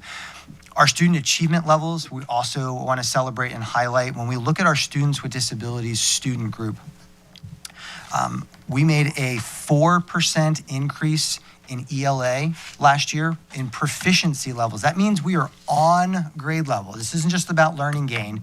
This is on grade level. We had about a 4% increase in ELA and around a 3% increase in math. That means almost 300 more students in Sarasota County Schools were on grade level at the end of last year just in our Students with Disabilities student group. I'm very excited about that, and you'll see when we look at the data here a little bit later. Again, that's going to steal the thunder of my boss, but they definitely, there's great stuff coming out in the next presentation as well. So on the back end, though, we also have some metrics that our ESE team is judged on, our district office, and that's called our State Performance Plan Annual Progress Report. So it's an SPP APR. Definitely the ESE world loves a good acronym, right? We love a good acronym. So really that is almost like a state report card in terms of the indicators that the state sets, how many of those have we hit. And so from 2 years ago to last year, I'm pleased to share that we had a 15% increase in the number of state indicators that we met, going from 53% in 23-24 to 68% in 24-25. And so huge shout out to our schools, to our staff, to our district team, Dr. Washman and her leadership, and the team that works for her. Phenomenal outcome. And then ultimately, the last piece that I want to celebrate is, we do know that we have our ESSA student group federal threshold indexes that we shoot for. 2 years ago, when it came just to the students with disabilities, we had 26 schools that were not meeting that threshold that we were looking for. Last year, that number was down to 16, and we are continuing to be very strategic about how we're working with them. But that means we have 10 schools, and shout out to our high schools, every single high school was at or above the threshold when it came to their students with disabilities student group and meeting that goal. So we are working very closely with the other 16 schools that aren't there yet, and we're going to get there. And so we have even done things like individualized ESE impact reviews, where we are going just as an ESE team to walk and kind of conduct an impact review with our schools. I know for some of our schools that had a little bit more of a gap that they have to close. My team, myself, we personally joined at some of those impact reviews so that we can ensure that we have a system of support in place to help them continue to move their students forward. Before you move on, that section concludes our update as far as the programmatic review goes. Again, 31 recommendations. You heard the 4 additional, bringing some more details to that picture. You also had a document sent to you that was more of a note catcher of the action plan, which every single one is in there with our notes, high-level notes on what happened and when it happened. So we do feel at this time that we've concluded and fulfilled the goal and mission of the programmatic review, which is very, very exciting in 2.5 years. Well, under the expected timeline, but the most important thing, as Dr. Hutchinson shared, is the impact is seen immediately because the team was so aggressive and wanting to make sure that we provided the very best for our students with disabilities. And also to thank Dr. Heather Wasserman. She was instrumental in leading the work and partnering with Dr. Hutchinson and I to get this done and ensure that we were on track for success, and the team that works with her on that. So we can answer any questions pertaining to any of the recommendations today or another day, just so you know. And then the next section of this is some updates regarding the division of ESE, not particularly related to the review, but just things that we're working on that are on the horizon. Thank you, Mrs. Marinelli. Thank you, Madam Chair. Again, I'd like to thank my fellow board members, which included Tim Enos, for all agreeing that we needed this review by an outside company, because obviously with the student and staff success, you can see that it really was needed. And so congratulations. Please share that with teachers and staff. That's pretty impressive. So it just goes to show you that ESE students can learn. Absolutely. So I have just a few things. And it would be very nice if we had the funds that we could have the company, Dr. Lockman and Todd, that they could come and do just a walkthrough so they could see the improvements and if they had any other little suggestions for us. But I'm going to let them know about this and let them watch on, unless you did, I don't know, to watch this on TV, on YouTube. So thank you for that. A question, and I think I know the answer, but do any of our charter schools have these continuum of services? So the short answer is not that I'm aware of. What we do find is obviously, again, kudos to our district managed teachers and staff. They do a phenomenal job of providing this level of support that way more often than not, our families choose to stay with us in our traditional schools, so that they are getting this type of individualized support, and that there is the continuum of services, because we do know that, like you had said, right, every student with disability absolutely can learn and does learn, and we're so proud of that. And we want to be able to step down the level of restrictiveness. When we talk about LRE, we want them to move to their least restrictive environment, and having that continuum of supports here in our district schools allows us to do that. Well, and I appreciate that. I just knew that the answer was no. So, but I am very glad that we are the schools of choice for the parents, because I think our teachers provide the best teaching strategies for our ESE kids. So, and are you going to be gathering teacher input to see how they think everything is working so far? Yeah, and we have a focus group that was initiated 2.5 years ago, and we do bring them back twice a year.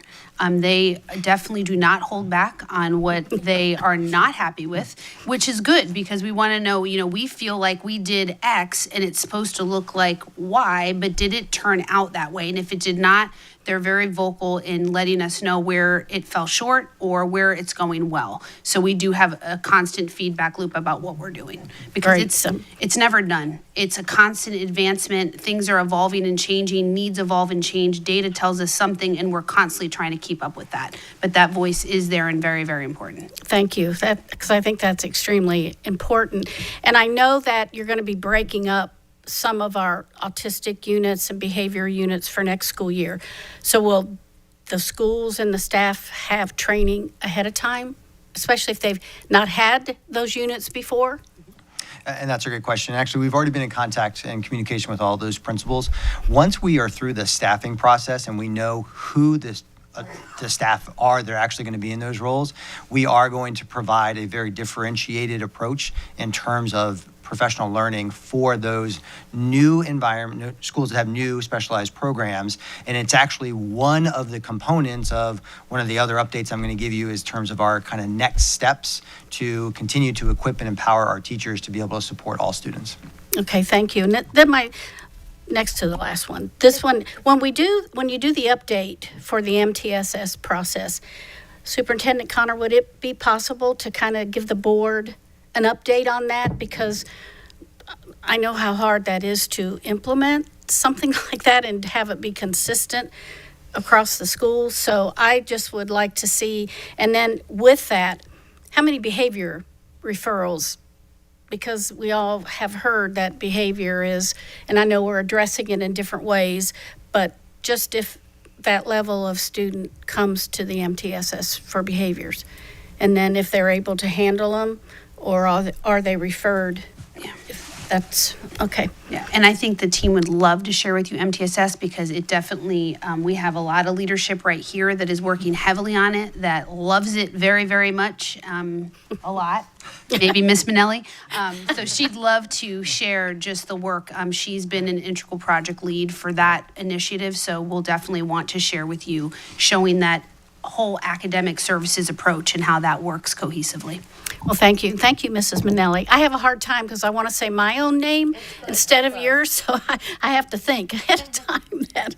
And I just think, you know, the only other thing that ever comes to me is transitioning kids from 5th grade to 6th grade with the IEP of, you know, parents still want that, you know, the IEP to be followed because they worry so much.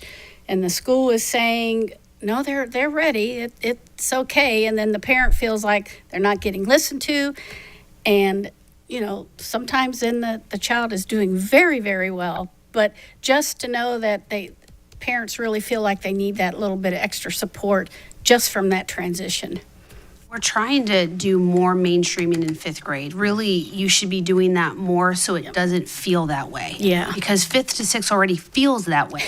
So you just lay it on a little thicker with an IEP and the level of service that they need. So we need to do a better job of doing that where they feel like they can handle that type of change before it becomes a big change. So that's something upon us that we need to be doing sooner. Would you agree? Is there anything you want to add? You know, actually, it's part that when we are looking at our individualized supports for our schools, some of our schools, we have really been just in the weeds with them, looking at student schedules, finding ways to ensure that, you know, those 4th and 5th graders who maybe they have spent a lot of time in, let's say, a self-contained classroom, but they are meeting their goals. You know, how do we start to transition them out in, say, 3rd, 4th grade, 5th grade, so that the transition to middle school is just the transition to middle school. It's not about, well, now I lose my one teacher that I've had for the last 4 years or whatever the case may be. And so we have actually been, we worked with all of our school principals and assistant principals in the fall, where we were taking a look at schedules, sharing with them some strategies that they can use to continue to help our kiddos get to the bar. You know, we know that when we talk about the bar, it's grade level expectation, right? And that is we know what it is. It's not a moving target, it's a set target. And we know what kids need to know and be able to do by the end of each grade level. And so how are we kind of looking at that a little bit differently than we have maybe in the past, so that we are getting our kiddos more opportunity to reach that bar? Well, thank you, and I appreciate everything that you've done, and Superintendent Connor for following these recommendations, because ESE, it's a very sensitive area, and parents need to feel reassured and our teachers supported. But to know that we had almost 7 years of no growth, and now just in 2.5, the growth that's taken place, that's pretty impressive. So thank you. Thank you, Mrs. Rose. Thank you, Madam Chair. I couldn't be more impressed.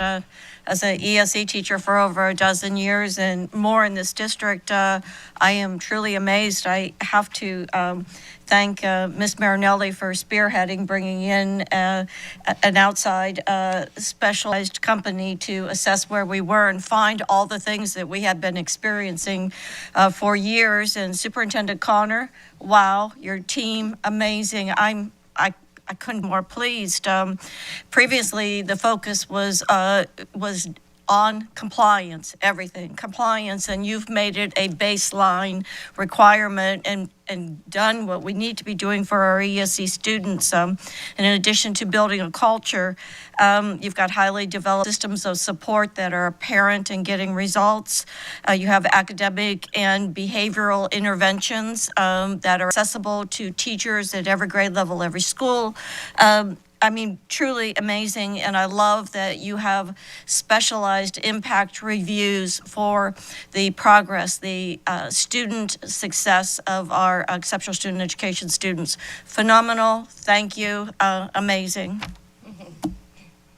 Mrs. Barker.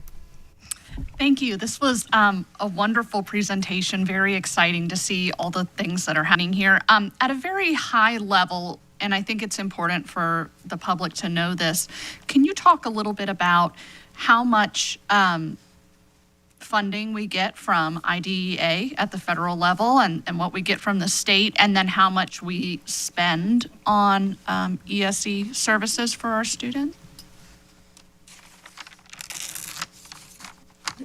All right. So at a very high level, first, thank you to the support of the school board, because I can, when we taught our IDEA grant, and this is a rough number, is just about $11 million. It's like 10.8, somewhere along those lines. In order for us to have the program that we have here in Sarasota County, it requires us to utilize that grant along with fundraising from a number of other sources, specifically our general fund.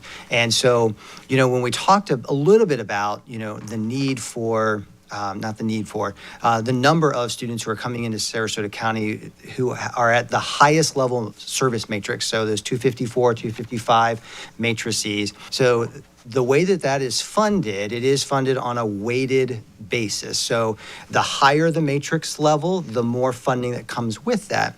However, I can tell you that even then, when we take all that in consideration, the ends don't meet without, again, the use of our general funds and, again, to the referendum support of the community as well. That's been a huge component. So it definitely is a monumental type of task. When we heard Mrs. O'Day talk about that was one of the first steps that they took, was looking at the financial planning that goes along with ensuring that we are able to make ends meet when we're talking about, just all of that happens within a school district that has a operating budget of our size.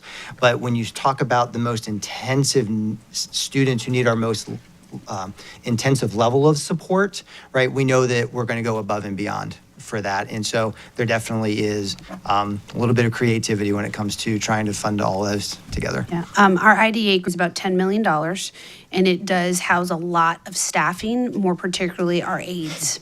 So when we're allocating those aides, the one-on-ones, that's why we talked about making sure we're very strategic and specific about if a student really needs it or not. In addition to any allocations, VE, resource, specialized program, SLP, OT, PT, instructional materials, full spectrum contract, transportation. I mean, when you think about it, that's most certainly not sufficient, and we spend far more than that across this entire division to ensure our level of service for every angle of their experience, that need is met to the best of our ability. So very far off from that. Just to give a rough estimate, so don't quote the number specifically, we get about $24.5 million of ESE guaranteed in the FEFP model. So that's all based on weighted FTE, matrices, all of that. We also get the $10 million roughly in IDEA. We did some rough calculations about anything connected to ESE department, and we came up with a figure of $80 million. When you take the salaries, all of the things that we've done, so not even close in terms of fully funding that. But Yeah. Of course, all of those services are interconnected with general education and all of that too. So, to tease it out specifically, maybe a little less than that, but yeah, there's a stark difference in that. And that's for about 8,000 students. That's roughly what we have as far as students with disabilities. How many did you say? 8,000. Yeah, and I can tell you, this is a national conversation as the pressure points on district budgets. One of the major one is ESE support services. Thank you. I assumed that was the case, and I think it's an important conversation to be had at a larger level and for our community to understand.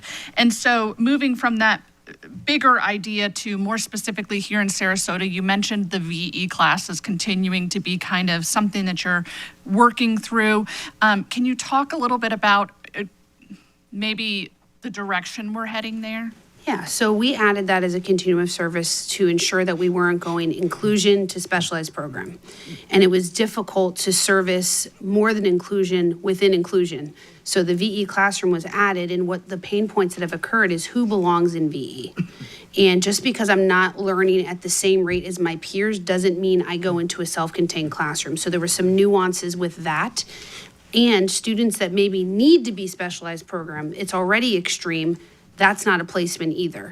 So you don't want too many ranges, because then you're actually watering down the experience further when it would have been better on the right or the left side of that continuum. So really using that as a place and space that's not permanent but temporary to achieve some short-term goals and move in either direction. And that's been a learning curve for the teachers in there and the administrators making the schedule. There's been a lot of work done on creative scheduling, whether I've gone out to the school myself, Dr. Hutchinson, Ms. Minnelli. This is definitely something that's heavier in elementary schools, and training everyone on live scheduling.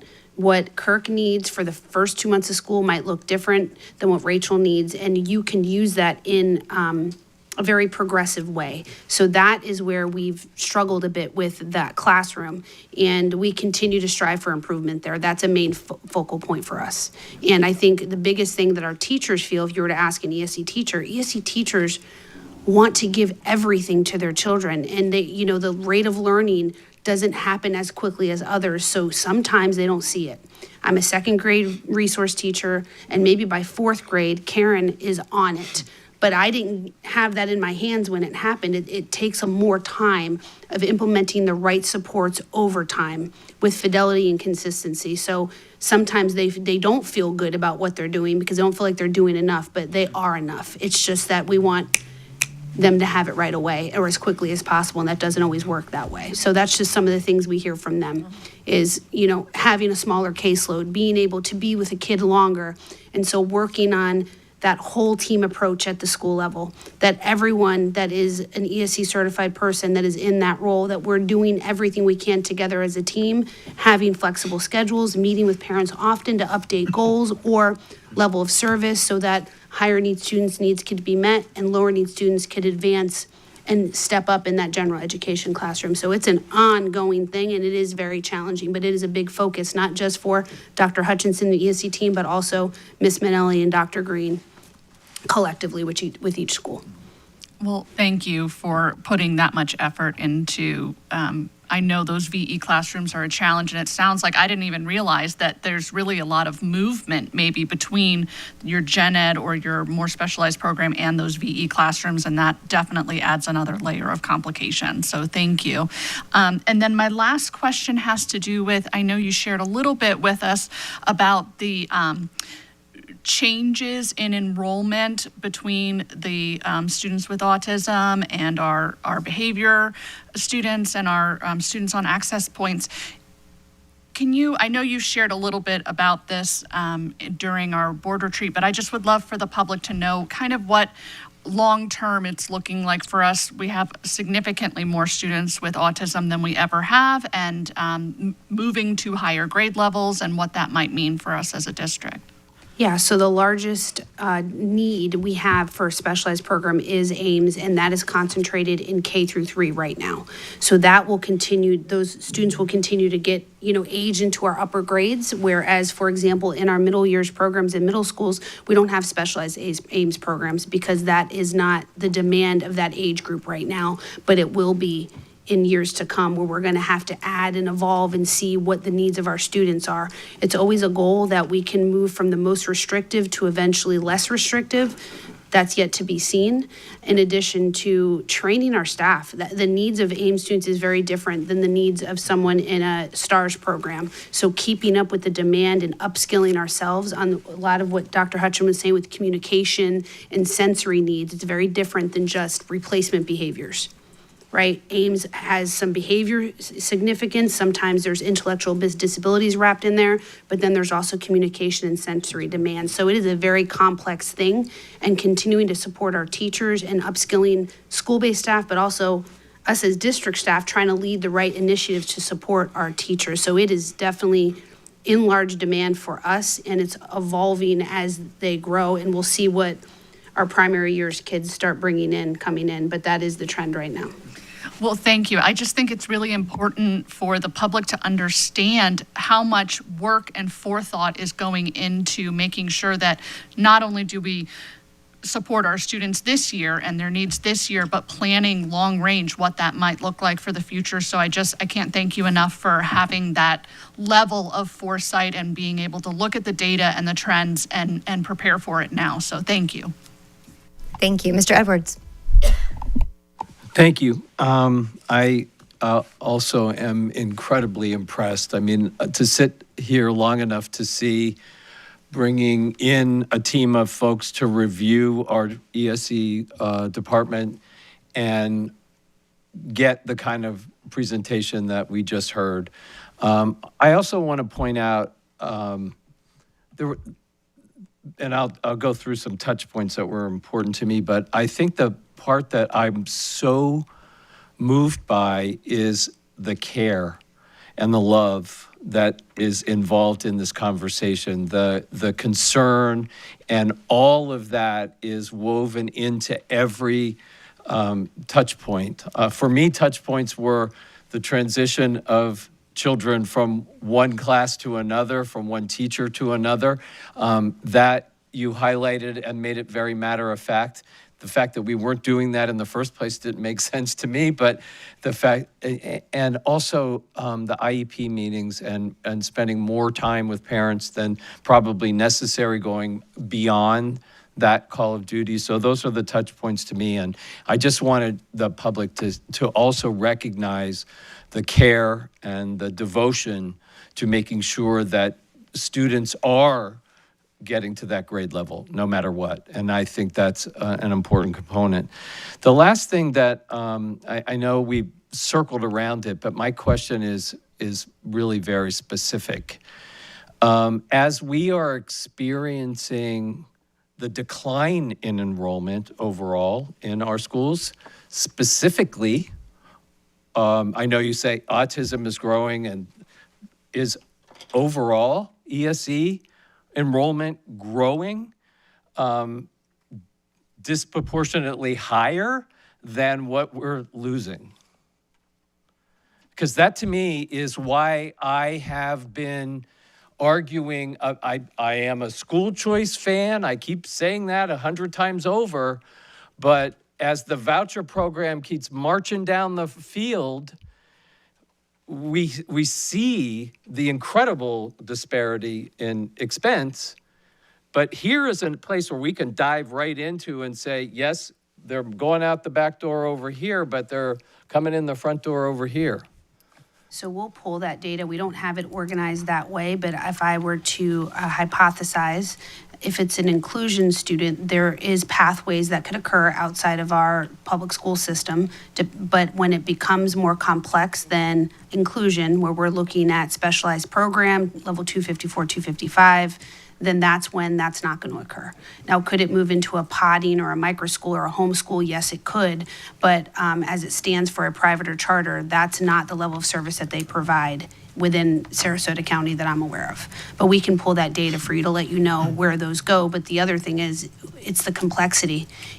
So even with losing, when you have a student with very complex, that's like 5 kids in one, right? Because of the needs and the services that have to be provided. But we can provide you with that. Yeah, I think that's an important point. Thank you so much. I am so blown away. It's really hard not to get emotional, but I am so proud to see how far we've gone. So it's crazy. We were talking about 2019, just for the record, and I'm not trying to look backwards, but I think it's so important to know where we were and where we are today, and so that we don't go back there. But in 2019, our district was put under sanctions for not just compliance, but really just not properly serving a population. It's not that anyone is a bad or anything. There's a million different things, but to see the team really shift gears so quickly, and then just the numbers, like even the 300 students in ELA, that's huge. And the message that these children can learn, because they can learn. So my hat is off to you in such an incredible way.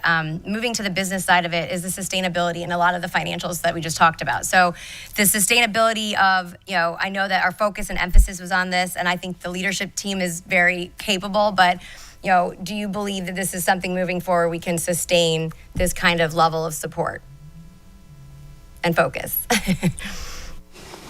So we really do focus very much on sustaining what we provide in specialized program, between the aides for the students, the aides that come just with the classroom, the ESE behavior coaches. So as you saw, we did remove behavior coaches from everywhere else, but we did not remove it from specialized programs. So it's really shifting to make sure that we really define what the needs are based on staffing. And we were in a period of time where we were able to give everyone everything, but we are aligning to make sure that those with the most needs are provided that support. So at this time, we do have that budgeted, that will be sustained. As far as the ratios that we came up with, we are in a really healthy place. Right. How we allocate resource teachers, we are one of very few districts that actually have VE classrooms, and that could be 1 or 2 classrooms per grade level. That is well above the FTE. It is an additional placement that we have there. And all of that is baked into the current budget that we're looking at over the next 2 years. Mr. Connor, did I miss anything there, sir? Okay, yeah, so we feel very good about what we've drawn down and where we are, at least for the next 2 years. Now, if there are other things that occur over time that we're not forecasting, then that's another conversation. But typically, we preserve and don't want to go in that direction. We did over the past summer, but we did focus on within that continuum where is the most important need. Perfect. So, and I think that Mrs. Barker brought this cut, and we did talk about this during our retreat, but I think the prepared planning, when we look at those trends and the resources needed, and I think the point is well taken that there are limited schools that can provide those supports. I mean, it's just a reality. And so when we talk about legislative items, I think it's very important that we do make this clear, and I think our district does a very good job with not just, platitudes or generalities of, we need more money, or this. We are able to distinctly showcase what the cost is, what that average cost per student is, what that trend looks like, and I think we should get ahead of that, because I have no doubt, because of the reality of what is available to really support those students, and that's where families are going to seek out, and that is going to always be us in those most unique circumstances. So in a preparedness standpoint, I think that, again, when we're able to be specific as to why it's not just we need more money, but this is a very, very serious and real thing, especially as the market and the trend changes. And so I think we clearly illustrate that we are able to support these families and students. And I think the family part, my hat is off to you in so many ways, because as you even talk about the transition, I mean, a lot of it sometimes is supporting the parent to prepare for that transition, if not, the students maybe, prepared cognitively and behaviorally, but the parent isn't necessarily used to that, reducing those services and such. So you guys have done a tremendous job, and I do believe that we are well positioned to put a very solid case in front of members of the legislature. I'm not crazy. I don't know if it's this year. I obviously know it's gonna be a flat year, but I do think it has to be a conversation that we're pretty aggressive on. Just because to the point of the long range trend that we're going to see, if we don't get ahead of it now, then I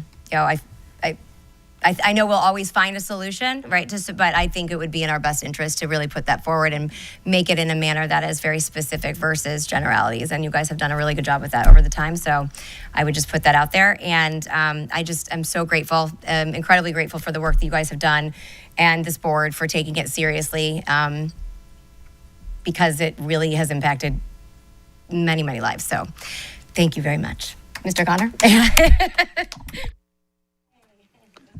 Thank you. I know they want to share their next part of it, but we'll move on just for the sake of time, and we can come back and give you some updates around some of the new initiatives beyond the programmatic review that are pretty exciting. So we'll move on to the next item, which is the update of the progress of our African American History Task Force.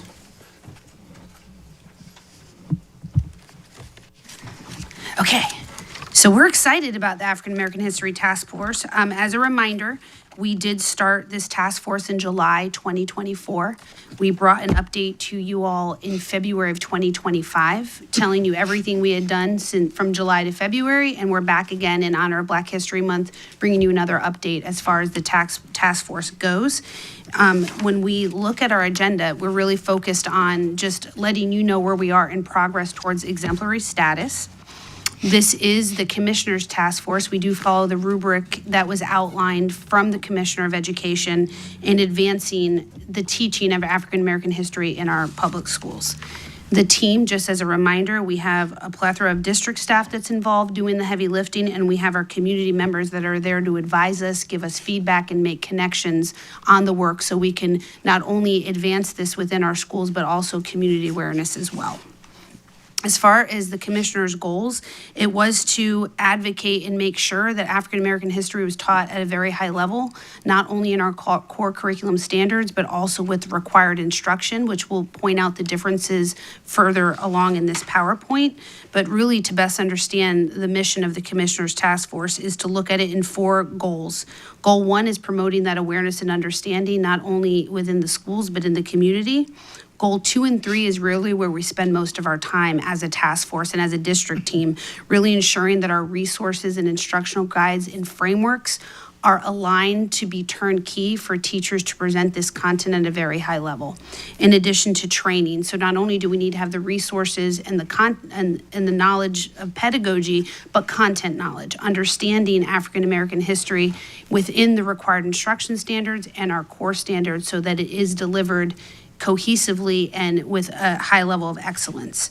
And the last goal is that as a task force, we're able to make recommendations to the commissioner of things that we're working on, things that have gone well, things that haven't gone well on our quest for exemplary status. So that is where we're going, and that is aligned to goal number 5. And this rubric actually has 6 criteria. And last time we were together, we gave you an update on 75% of that criteria that we had already made progress on. And Dr. Anderson is going to share the new progress we've made within that criteria and how close we are to being able to file for exemplary status. Dr. Anderson. Wait, before I turn it over to you, project lead, integral part of this work, has really been doing the heavy lifting, leading the district staff and communicating with the community members, and awesome in designing this work, and the team has done a phenomenal job. So I'm excited for her to share with you. Good afternoon. Thank you for having me. I'm very excited. This not only is a project I'm leading, but it's near and dear to my heart as a former history teacher, and so I'm glad to be a part of a team to make this happen. And it is a team effort. I could not give more thanks and kudos to our curriculum program specialists who have been really deep in the work and making these partnerships happen. So I'll take us through our updates. So as Mrs. O'Day mentioned, we do have 6 criteria. And when you look at this slide, the red check marks are the things that we have accomplished since the last time we met.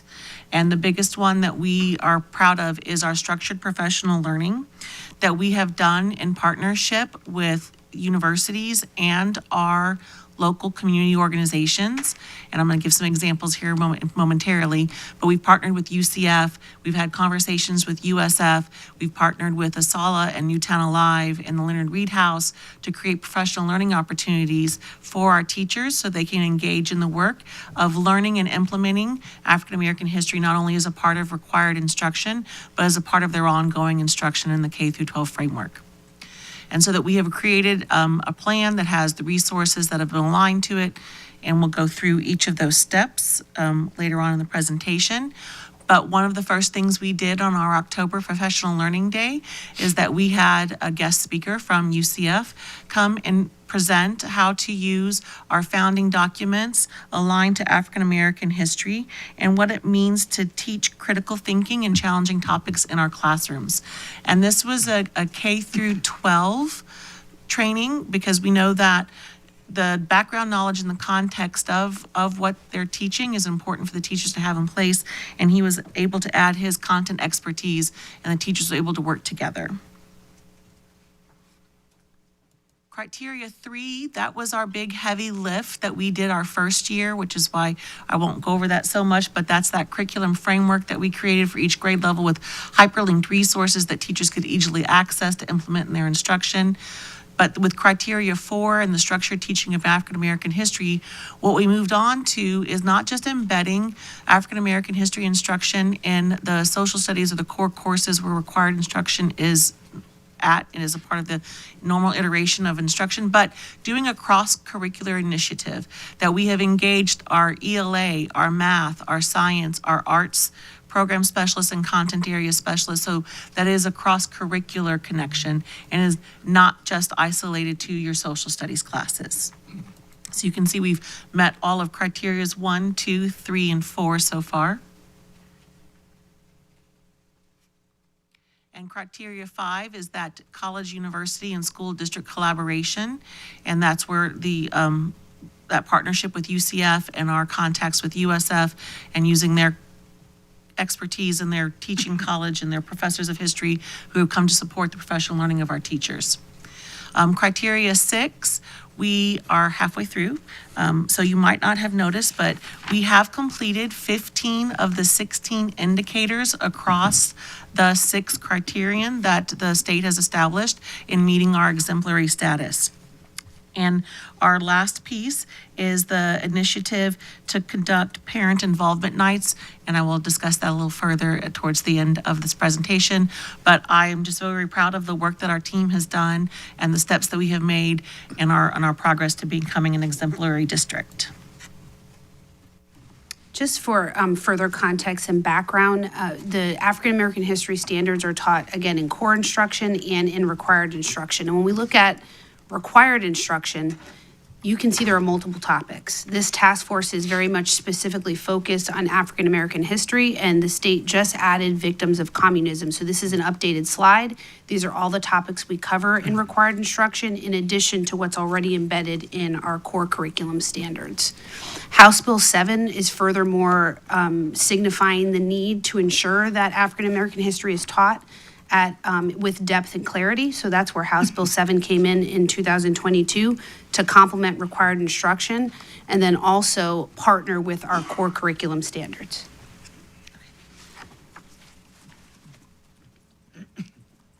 So these are the main themes that are within our African American history standards, and we've reviewed these before. But our elementary really looks at role models and stories of contributions and really engaging students in learning about the key figures in their lives and the things they've made America better. 6 through 8, we began to get a little deeper into looking at the African American history standards and how that is embedded in our world history, civics, and government courses and U.S. history courses. And then 9 through 12, not only is it embedded in our government and U.S. history classes, but we're then able to start offering African American history as a standalone course as an elective so that students can select to take that and delve further into those topics and concepts. Last year, we went through the whole big spreadsheet document with all the links and all the different ways that all is matched up. And we are using that, and that's out there. And we do professional learning about that at the beginning of the school year and pre-week. So we orient teachers to those resources so they know how to use them. One of the things that we learned this fall as a part of the state's updating of standards is that we are going to be aligning our instructional resources to the work of the state and embedding not only the African American history standards, but other required instruction into their standards and regular. And so our work that we've done in creating those curriculum frameworks has really already built that bridge for our teachers. And so we feel like we've been one step ahead of that work and very proud of it. And we'll be able to see what that looks like in our year at a glances and our pacing guides as we move forward.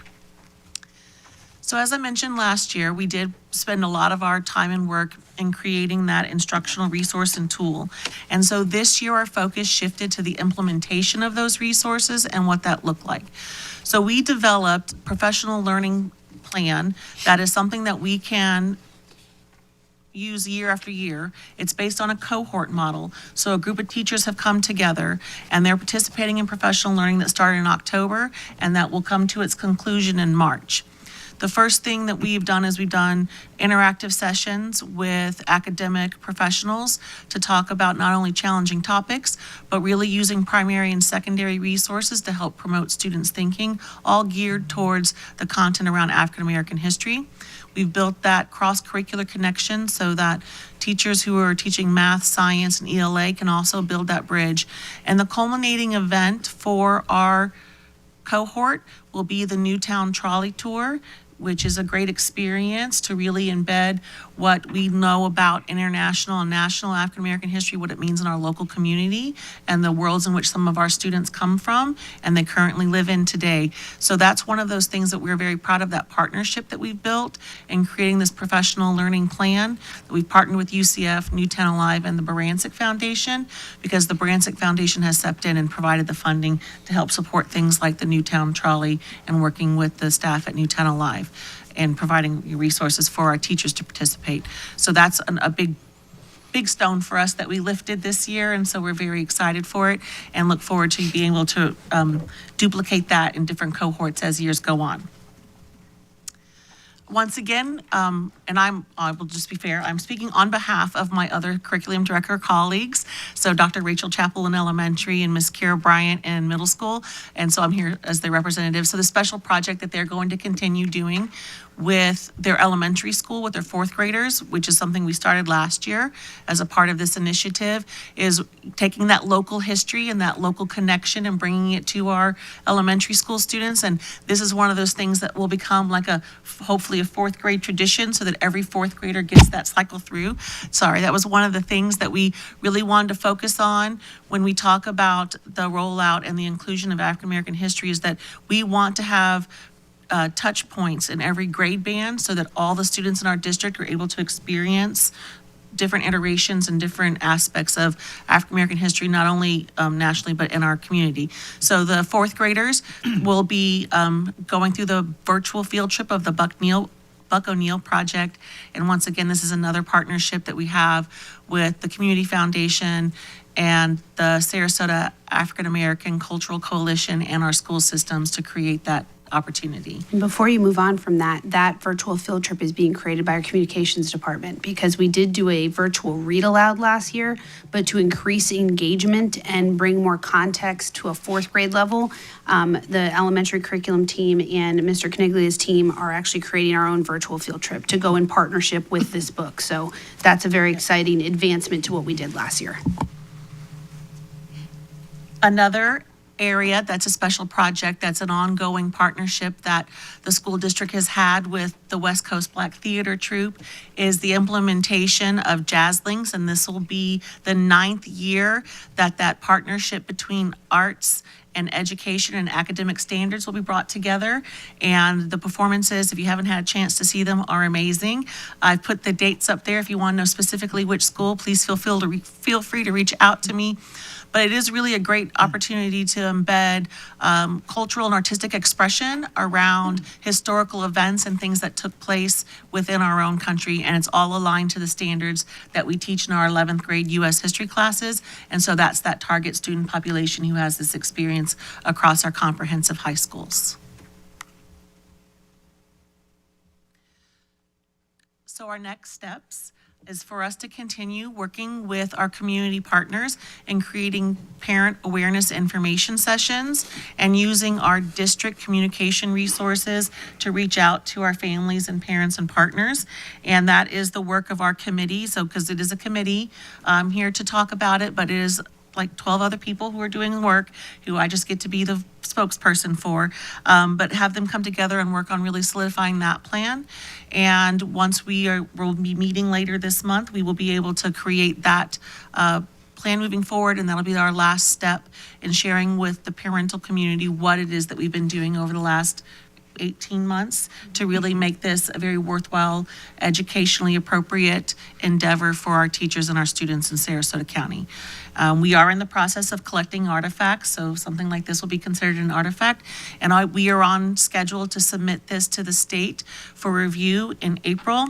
There's a 4 to 6 week review period, so I'm cautiously optimistic that by the summer we'll be able to say that we are too a part of this group.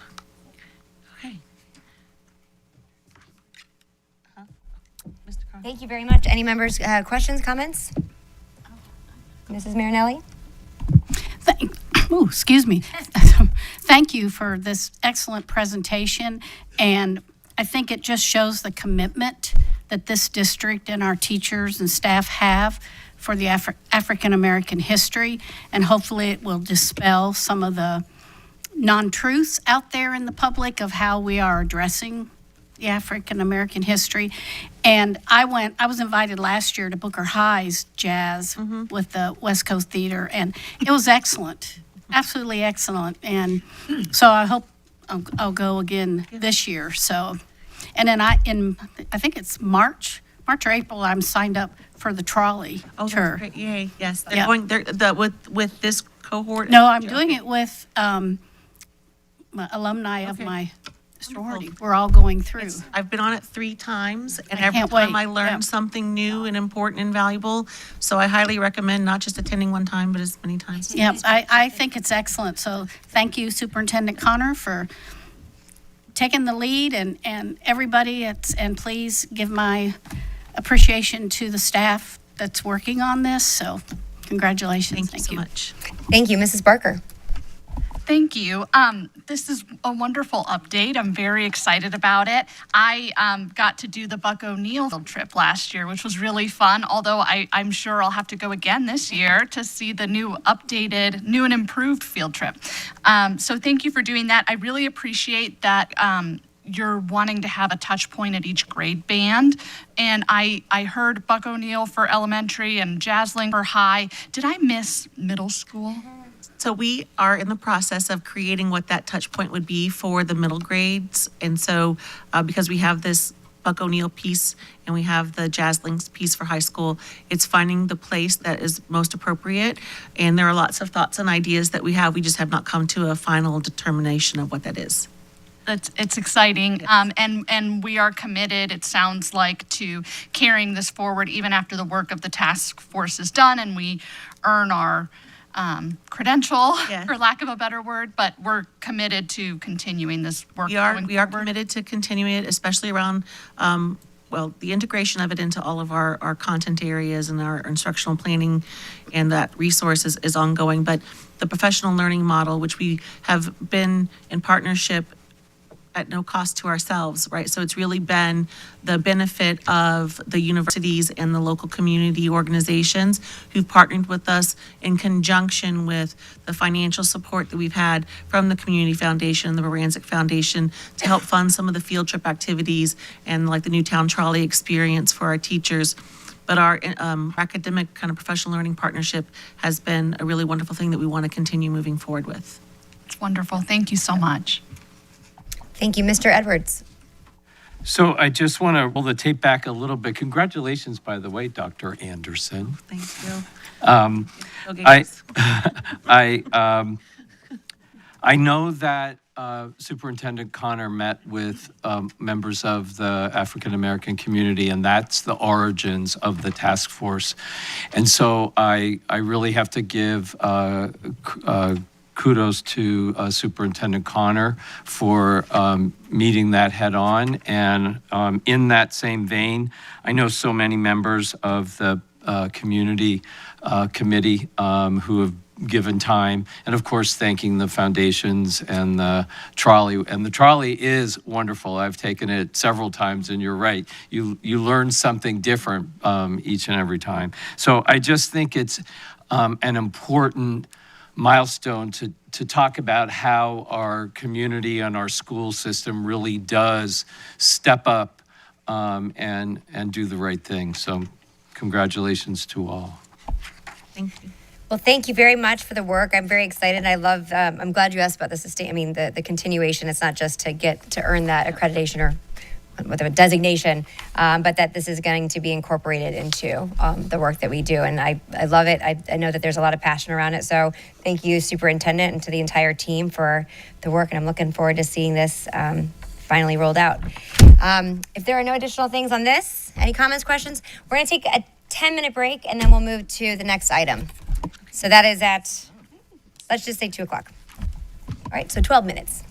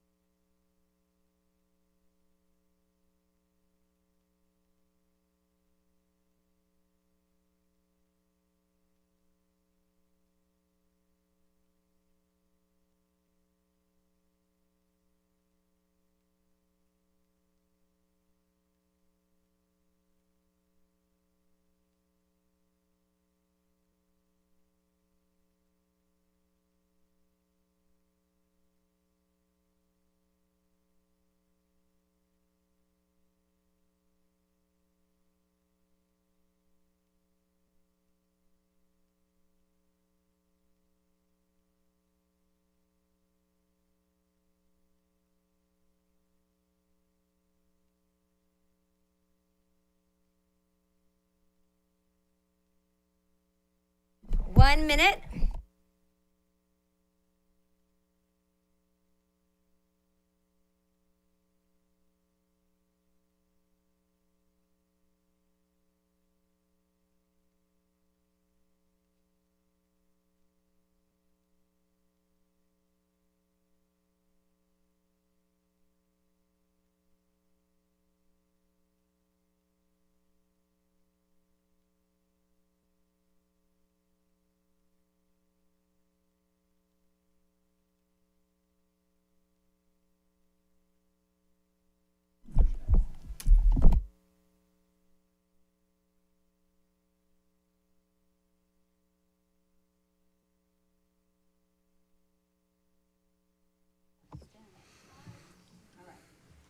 All right, we are back for our final item, at least on the agenda, progress monitoring 2 results. Mr. Connor.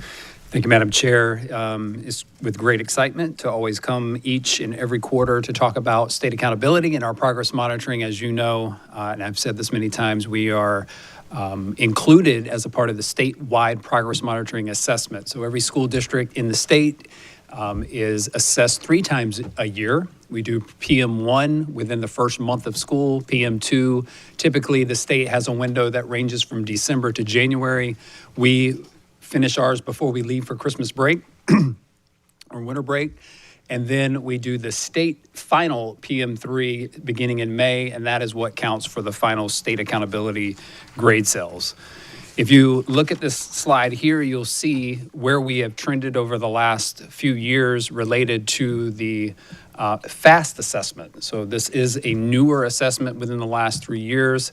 In the very first year in 2023, we did not have gain calculations because of the new assessment, and it was not possible to compare the growth from a totally different test that was given prior years. So you see a lot of NAs in 2023, and then in 2024, it was the first year that we were able to make some comparisons to the previous year's FAST test, and we fared out at 827 points. And then last year, we improved upon that by 9 points, and you can see the differences between 25 and 24 in the difference column there in the middle. And we are trending upwards each and every year, and we have set our goals to be aspirational but attainable in the top line there at 73, and you can see across our goal is to eventually end up at 866 points. The percentage of total points out of 1,200 is what then dictates what school grade you have. If you meet a certain percentage, I think at this point it is 65% of the points, because as more and more school districts gain in the number of A and B schools, there is a trigger that comes along now that once we reach that threshold across the state then ups that percentage in order to increase your school grade. And we have reached that point. So we will be reaching a 65% of the total points in order to reach that A status. We are well in that range. We continue to expect to increase and improve upon that. But we do have some aspirations to make some significant growth this year. As you can see, we have a 30-point goal to grow. Our high schools, too, in terms of the grade cells, will see that increase because most high schools across the state have reached A or B status. So that percentage now is being increased. So it'll be a little harder for schools to reach that A status, and the school grade calculations will shift. When you look at graduations by our student groups, there's been some significant growth over the last few years. You can see that overall we are at a 94.3%. So we're really excited about that. We're going to keep working hard until we get 100%. But when you break it out, and what's really encouraging is to see the achievement gaps related to graduation rates really beginning to shrink. You see in just the last year, we saw almost a 9% increase in the graduations for African American students. We saw a 2.4% increase in Hispanic, which is an 8.5% over the last 2 years. And when you look at the closure, the gap is narrowing very significantly for our groups. Look at our ELL population. Over the last 2 years, we have closed that gap by 21%, just in 22-23, we're at 68% graduation rate for ELLs. We are now at 90%. So we're making tremendous gains when we look at our student groups. And then along with that, when you compare our student populations by grade level and the assessed grades, we're going to focus here on ELA reading. We always start the year out with a baseline at PM1, and that's what you see in the orange second column there. And then PM2 is what we just finished up in the second orange column. So it's the fourth column on this document. And we always like to compare where were we at the same point last year. So PM2 in the light blue column 2025 compared to PM2 2026. And you can see that there is growth at every one of those grade levels, which is very encouraging. And it is tracking towards our PM goals, which you see at the far right of the document. Now, I always have a little reservation because this is compared to 10 days of school that we didn't have last year, right? So there was a little bit of that playing into the factor where there were 10 less days last year compared to now. How much of that is playing in there? I don't think it's much because this team, the work that's going on with our chiefs, our schools, our principals, our teachers, and everything that's happening is so very significantly impressive. I'm just awed at the team and what they're doing. They're very systematic in the approach of improving instruction, improving teacher capacity, and what our teachers are able to do with our students is bar none excellent in every way. But I just put that as a caveat, so to keep our expectations there, right? Wouldn't that be to our advantage this year? Am I misunderstanding? It would be. Okay, right? okay. Right? So we we've put had it out 10 there. more days of instruction, Understood. though. So the data may have been a little bit different compared to last year. Gotcha. We don't know. The team wants to fight me on that because I said, I'd rather temper expectations, right? And surprise ourselves at the end. Superintendent Connor, can you point out what PM2 assesses? Is it what students should know and be able to do mid-year, end of year? What does it assess? So it is the full year. So what I wanted to so it's kind of a full year at PM1, PM2, and PM3. Thank you for that. So that's why when you start out, you should expect to see a lower percentage of PM1. Those are standards that have not been taught for that particular grade level, and then you continue to see that growth. And it does change based on the student's ability. So it's an adaptive test. So we got to keep that in mind as well. When you look at the math, you can see again significant growth when you compare from PM2 last year to PM2 this year. We're ranging from 6, 8 to 9 points at grade levels. Very, very encouraging.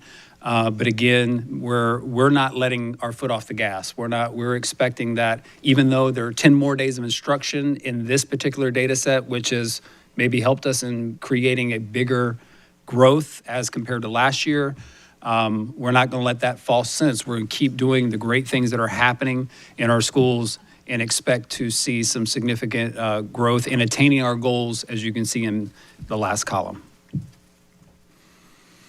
When you look at our state assessment lag data, there are a couple of cells that are actually based on last year's cohort. So for instance, our graduation rate for this year at 94.3% were the 12th graders that graduated last year. So that's lag data.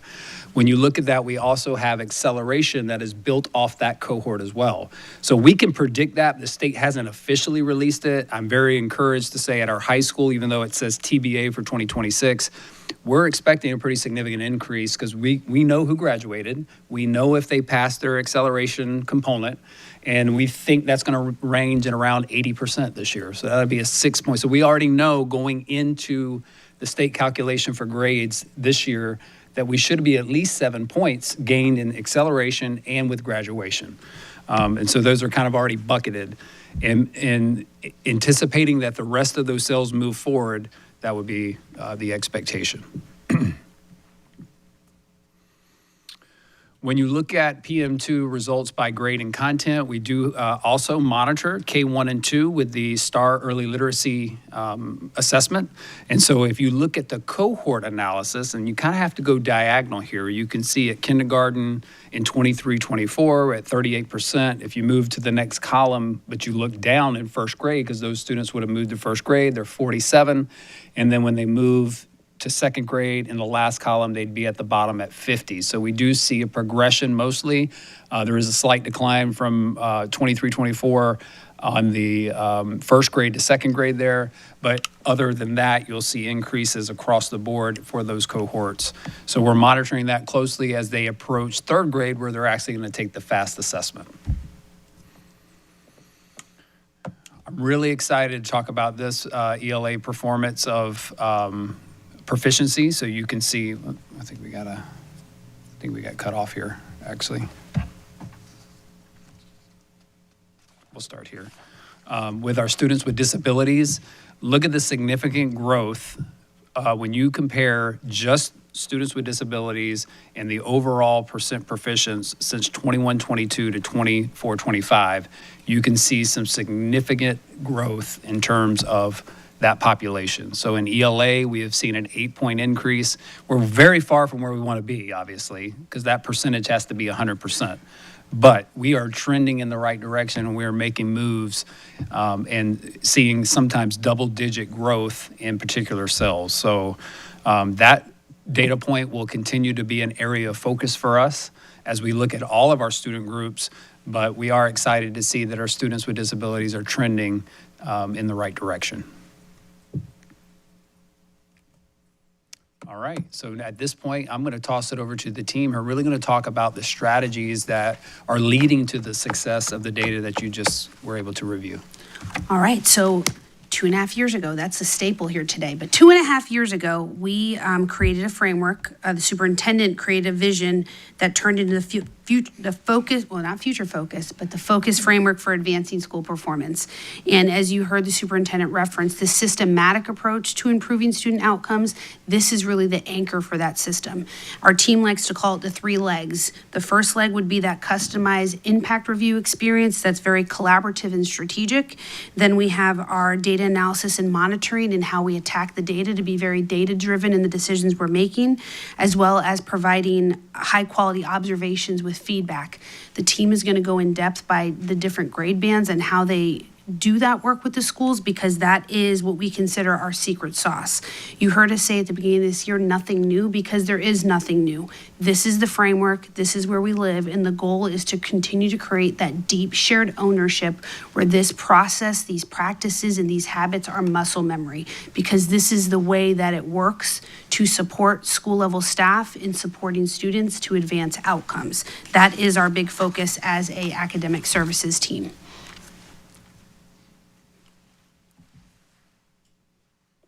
So one of the things that I said, nothing new, this is more about advancing the resources and the supports that we have to be data-driven and to implement that focus framework with fidelity. One of the big areas that we improved upon that we've done year over year is the resources we have to be data-driven. Obviously, we turnkeyed Performance Matters in previous years, and then that has transitioned into dashboards at the superintendent's request. At the beginning of the year, he's like, okay, Performance Matters, great, good, glad you have these reports, but I want to see high-quality dashboards. I want our staff to be able to triangulate data. I want to look at individual kids, groups of kids, whole class, by teacher, by course, by content. I want to know their academic performance. I want to know their attendance. I want to know their discipline data, and I want it all to happen in one place. And we do have that. With the work of Joe Binswanger and his team, they've made beautiful dashboards for us. They are very practical. The superintendent uses it all the time. The team is also using it in partnership with school-based leadership. And we've created dashboards to live in the everyday work of our building administrators. So when I'm observing a classroom, if I go observe Ms. Barker, she may have some students with disabilities, some ELL students, some higher performing students. I'm able to pull up that dashboard and see where students are at that place and space in that classroom, whether it's a behavior concern, an academic concern, but really looking at our students and how they're performing to then provide that support to our teachers within that observation process. These dashboards also feed the push plan development that our chiefs will speak about, making sure that we're working on the right things at the right times for individuals, whole classes, or groups of students. These dashboards allow us to triangulate a lot of information, look at the whole student, and make the right decisions to meet the needs of our students, which has been a very exciting advancement for us. Something else that's been also very powerful, and we're thankful for the board in approving this position of the competitive grant writer and also allowing us to really focus on external partnerships and grants. To date, in the past 2.5 years, we have been able to bring forward $13 million in grant funds. And the majority of that money is spent on in academic services, making sure that we're giving tools, resources, and learning opportunities to our district staff to be as skilled as they can to lead and partner with our school-based staff, but it's very much focused on teacher development. You can see we have good old professional learning that can happen after school or on the weekends, but that job embedded support is really where we've done things differently, where the academic services team is deployed by our level chief sitting to my right, which you'll hear from shortly, to strategically support different grade levels, different content areas, different teachers, whether it be ESE, ELL, general education, 4th grade, 9th grade ELA, intensive reading. It all depends on the school's needs and what's coming out of those impact reviews. But the funding allows us to create coverage. If we need half-day planning, full-day planning, the stipends, that's where we get our teachers to come to our summer institutes or our MVP institute and treating them like professionals and valuing their time. That's been a very impressive way to bring people to the table. Contracting services is another thing. You heard the superintendent speak of Amy Dean, the behavior queen. You know, she didn't come for free, but she was worth every penny. And being able to speak to not only our teachers, but also our administrators and making sure we have a golden thread through those expectations. Contracting services is a great thing. And with the $13 million, we've been able to really curate a lot of teacher development opportunities and support opportunities. That has been a game changer for us. And the Barancik Foundation and the Community Foundation are our biggest benefactors there. We also have other grants that we've gotten with the state that have been very lucrative to make this $13 million investment for our teachers. That brings me to the concept of a golden thread. What if we could take away anything from the focus framework, is how it creates a golden thread of systematic support in advancing education in Sarasota County schools. The district staff is there to provide guidance and support. Our school-based leaders are there to facilitate the implementation of the framework, and then that should empower our teachers to be able to focus on student success. We are all speaking the same language, working on the same things, to an extent, but really driven by data to customize by school, because what Lakeview needs is different from what Emma Booker needs, and what Venice High School needs is different from what Venice Middle School needs. And the team does an amazing job customizing those visits, but working within those 3 buckets that we know are the most powerful and research-based best practices. But how much time they spend in one or the other, or how deep they go, is really indicative of the data, not only student performance data, you heard those KPI indicators, and also observation data, what the students are doing in response to instruction, creating that golden thread for the work. And just to highlight that professional learning, we've really taken it to another level. We heard it loud and clear. It wasn't good enough, it wasn't differentiated enough, it wasn't quality, and it wasn't customized. So we've really moved in that direction. I think the most recent event, which was Superintendent Connor's vision, was the MVP Institute. He wanted to do something for teachers and by teachers. So I talked about contracting services. We don't just contract with external partners like Carnegie Learning, who led our Math for All, or Amy Dean, who led some keynotes. We contracted with our own teachers. And the very, very best came out on a Saturday, I think it was 2 weeks ago, and provided curated, differentiated experiences by grade level for our teachers to sign up for and be engaged in. We paid them to prepare that presentation and to present that. We're also able to provide stipends for those who were there, and again, pay that keynote to kick us off for the day. And it was a really awesome experience. That was probably our best professional learning opportunity. We had the most positive feedback, and I really think the key there was teachers designing that in partnership with us versus just us coming over the top to saying, this is the good stuff, listen. So that was a great partnership, and we will be doing things more aligned to that. Our Literacy for All initiative has focused very much on administrators and their leadership team. The next wave to that is right down to the teachers, and what we'll do is a little bit of both. The concept that Superintendent Connor came in, bringing our high-level teachers in, then contracting services and making that more of a partnership is where these institutes will evolve into because of that really great experience. The Strauss Literacy Grant is focused on first grade, a very, very heavy emphasis. Superintendent mentioned a little dip there in the data. We do see that transition from kindergarten to first as being problematic, and we want to take what we've learned from Literacy for All and Science of Reading and really, really push into that group so that by third grade we're seeing more success, and we know that data point is a big indicator for graduation. So without further ado, I'm going to turn it over to Ms. Minnelli and then Dr. Green to talk about the great work they're doing in the schools. Good afternoon, board. Nice to see you all. So anchoring in the three legs that Mrs. O'Day was referencing with our focus framework, this slide really highlights how elementary and K-8 and even secondary, you'll see when Dr. Green speaks, dives deeply into each of those three legs. So first, we're implementing, as Ms. O'Day mentioned, a more customized approach to impact reviews. We're calling them Impact Reviews 3.0, and really leaning into the school leaders taking their data to design what our areas of focus as well as our areas of strength are within our schools, and then creating a tiered school system support where our program specialists and our curriculum team comes alongside our teams in our schools to be able to support that work. What we've really found to be really powerful this year is using a student-centered lens. So similar to a coach with an athlete, our teachers are in the game and we are the coaches along the side, putting eyes on students, seeing what our students are producing, and really being able to provide that support in collaboration with our teachers. In addition to that, Mrs. O'Day mentioned our new platforms from the highly skilled IT team. We've been leaning heavily into those to support our schools and having data-driven decision-making and data-driven conversations that go much deeper than just our PM1 and our PM2 data.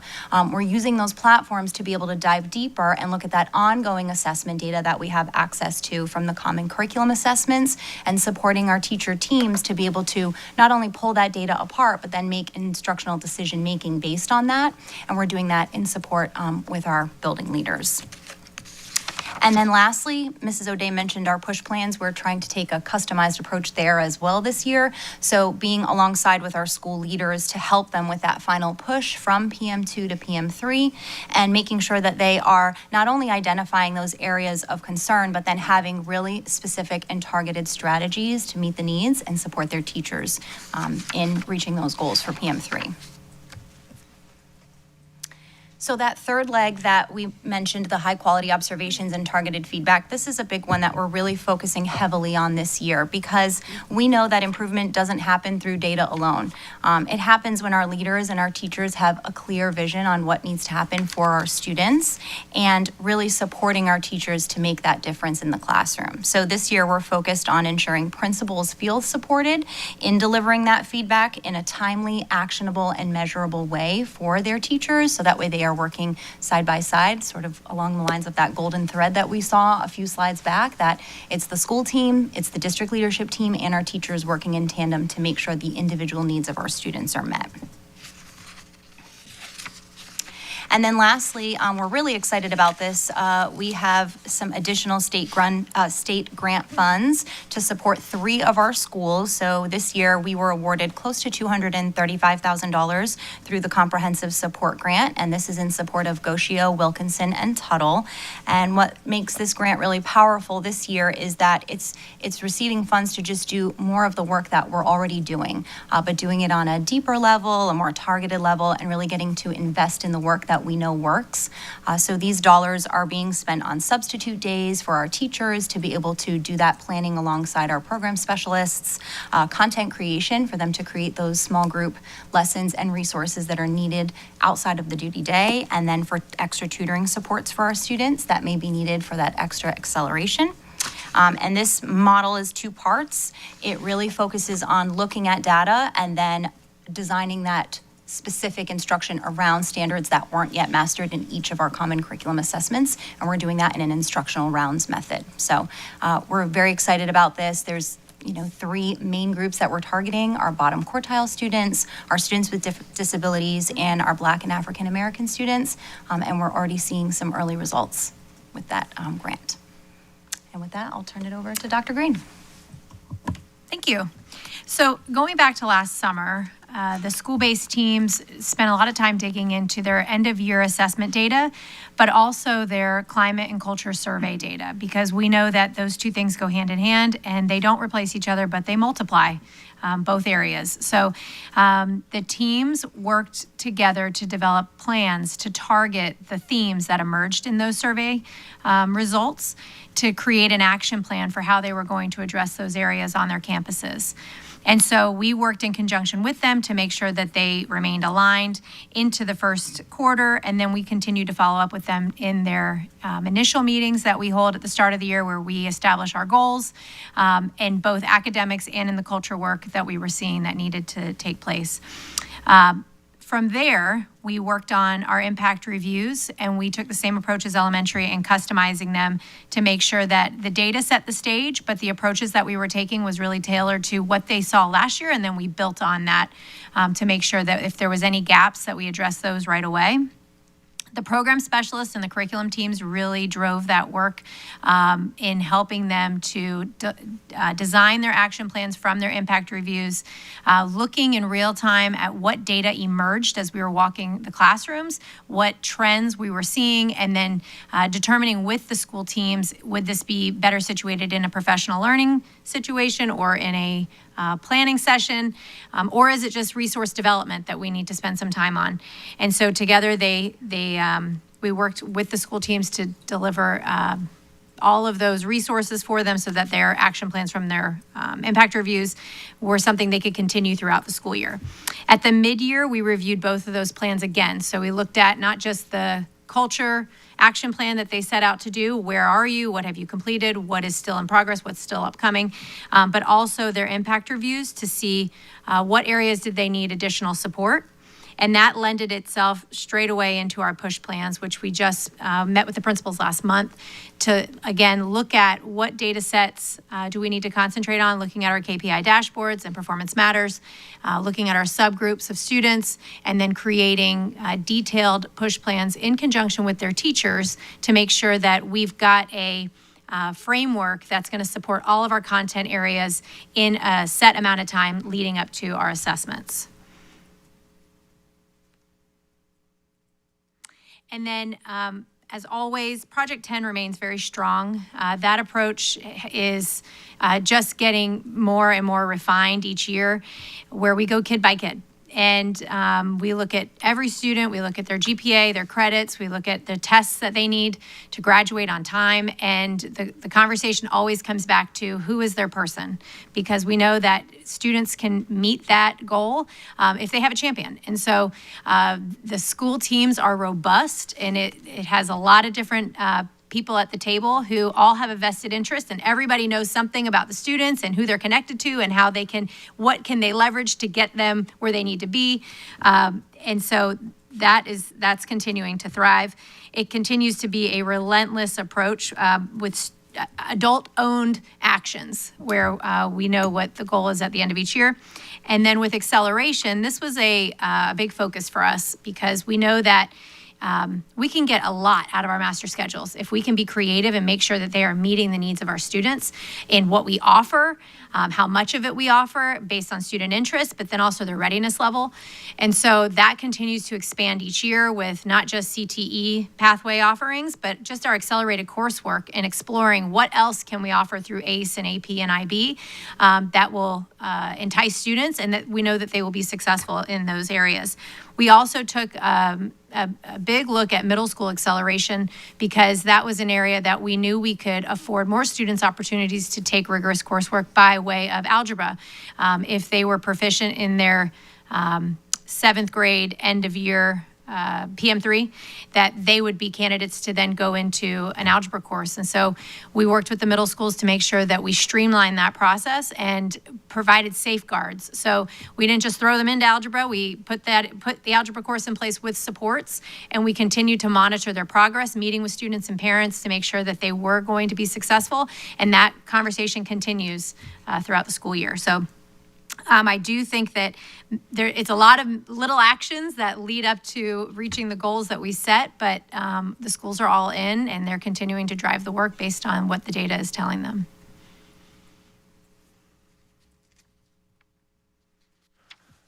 Okay, that concludes our data presentation. We'll turn it over for discussion. Wonderful. Members, any comments, questions? Mrs. Rose. Thank you, Madam Chair.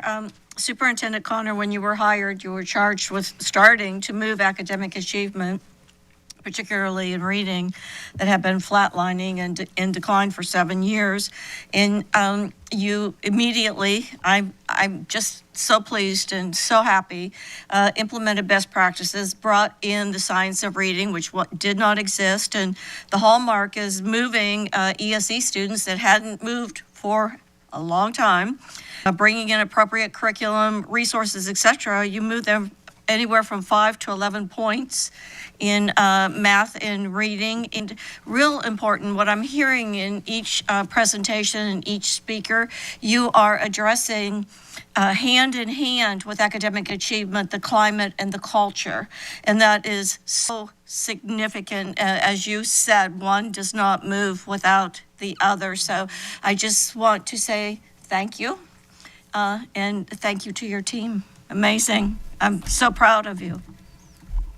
Mrs. Marinelli.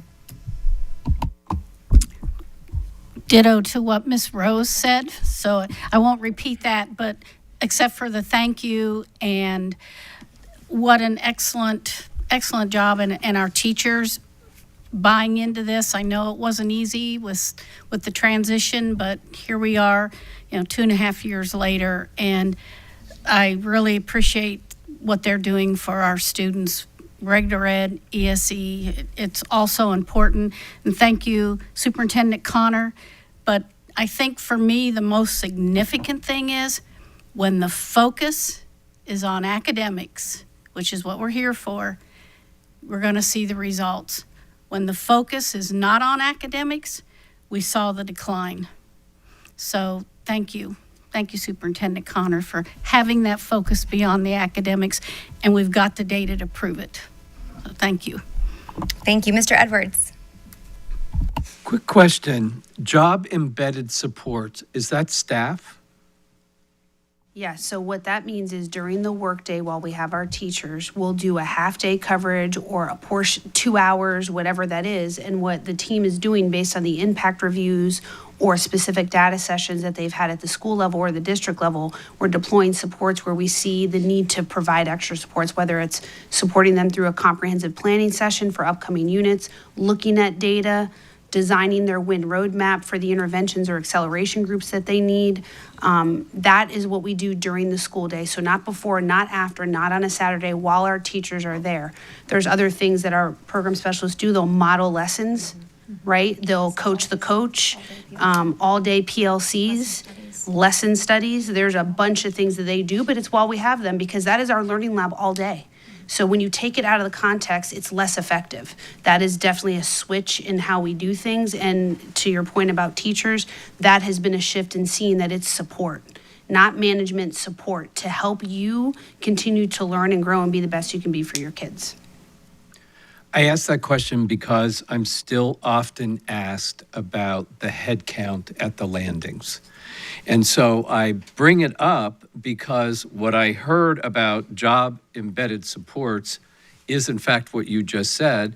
But what I also heard was that there are grants supporting that staff. I heard that specifically. So I want to point out, and in that same vein, when I look at how we handled the supports, the chiefs that we have now for elementary and middle school and high school, having one person go from North County to South County and back and forth and back and forth and back and forth, no wonder we couldn't move the needle. So what I mean, there's a whole other reasons too, but I want to point out that you can't have these kinds of results if you're not investing wisely.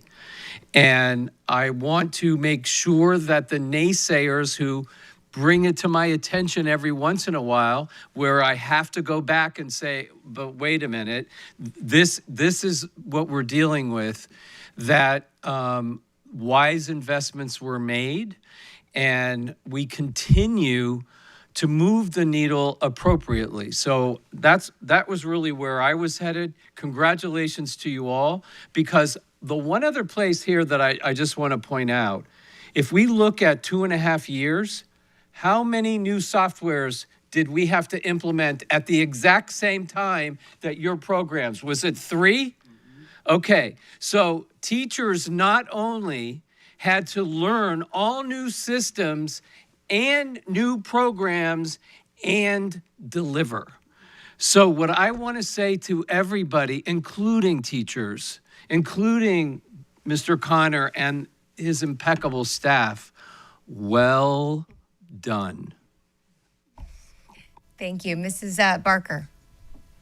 Thank you. I too was kind of thinking about the evolution of this process, and I remember the first time I heard about a push plan, it was a couple years ago. I wasn't on this board, and there were tears involved, in all honesty. And now today to hear about what that looks like, and I know that the teachers are feeling so much more confident in their ability to provide that service to our students. So thank you for supporting all of us along that journey. And I did also just want to highlight those ELL results.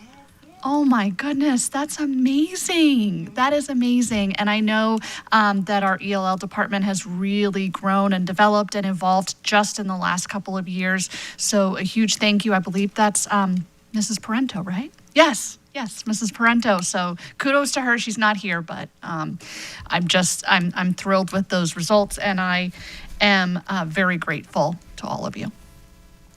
I'm glad you recognized the ELL. That is huge. And I know it was recognized before. The ESE reading ELL were all areas that had really had, they were flat at the very minimum. And just the recognition of 2.5 years of, as was stated, you really did push staff hard. And you recognize it all throughout it, though. But to me, I think the takeaway is immensely important, because I do see this and hear this from members of staff that while it was hard, there's an element of being so much more empowered and enjoying their job, before it felt like it was almost untenable. It's exhausting because they care deeply about the outcomes and the students and their ability to be successful. And by the way, I've sat up here for a long time. I love seeing all of you guys nod. So it means you guys are all very much on the same page, because that's not always how it's been in the chambers here with staff. So I love that. And I mean, that's a testament to you guys are rowing in the right direction together. By no means is it easy work, but the fruits of your labor and staff and our teachers who really had to lean in, even if they were unsure at the beginning. Not only was it new systems, as Mr. Edwards said, but it's also new leadership and getting to know different peoples and new structures, and really having that faith. And again, I applaud everyone for, even if they were skeptical at the beginning, for hanging in there, because the outcomes were really extraordinary, and that's what we're here for. So I am incredibly excited. I want to ensure we keep on this passage, and I know it's a lot of work, and I think what Mrs. Marinelli said is very true. I mean, if we're really honing in and focused on the core function, which is the academics, and really eliminate distractions, there's always going to be external variables, limited to what we can control there. But if we really do put our head down and focus and support that, there's no limit to what can be done here. And you guys are just a tremendous, tremendous team. I'm very, very, very excited to be able to see the outcomes that you guys have been able to drive forward. So thank you very, very much. Are there any additional comments on the agenda items on our PM2? Mr. Connor, do you have any closing remarks before we go to just member comments?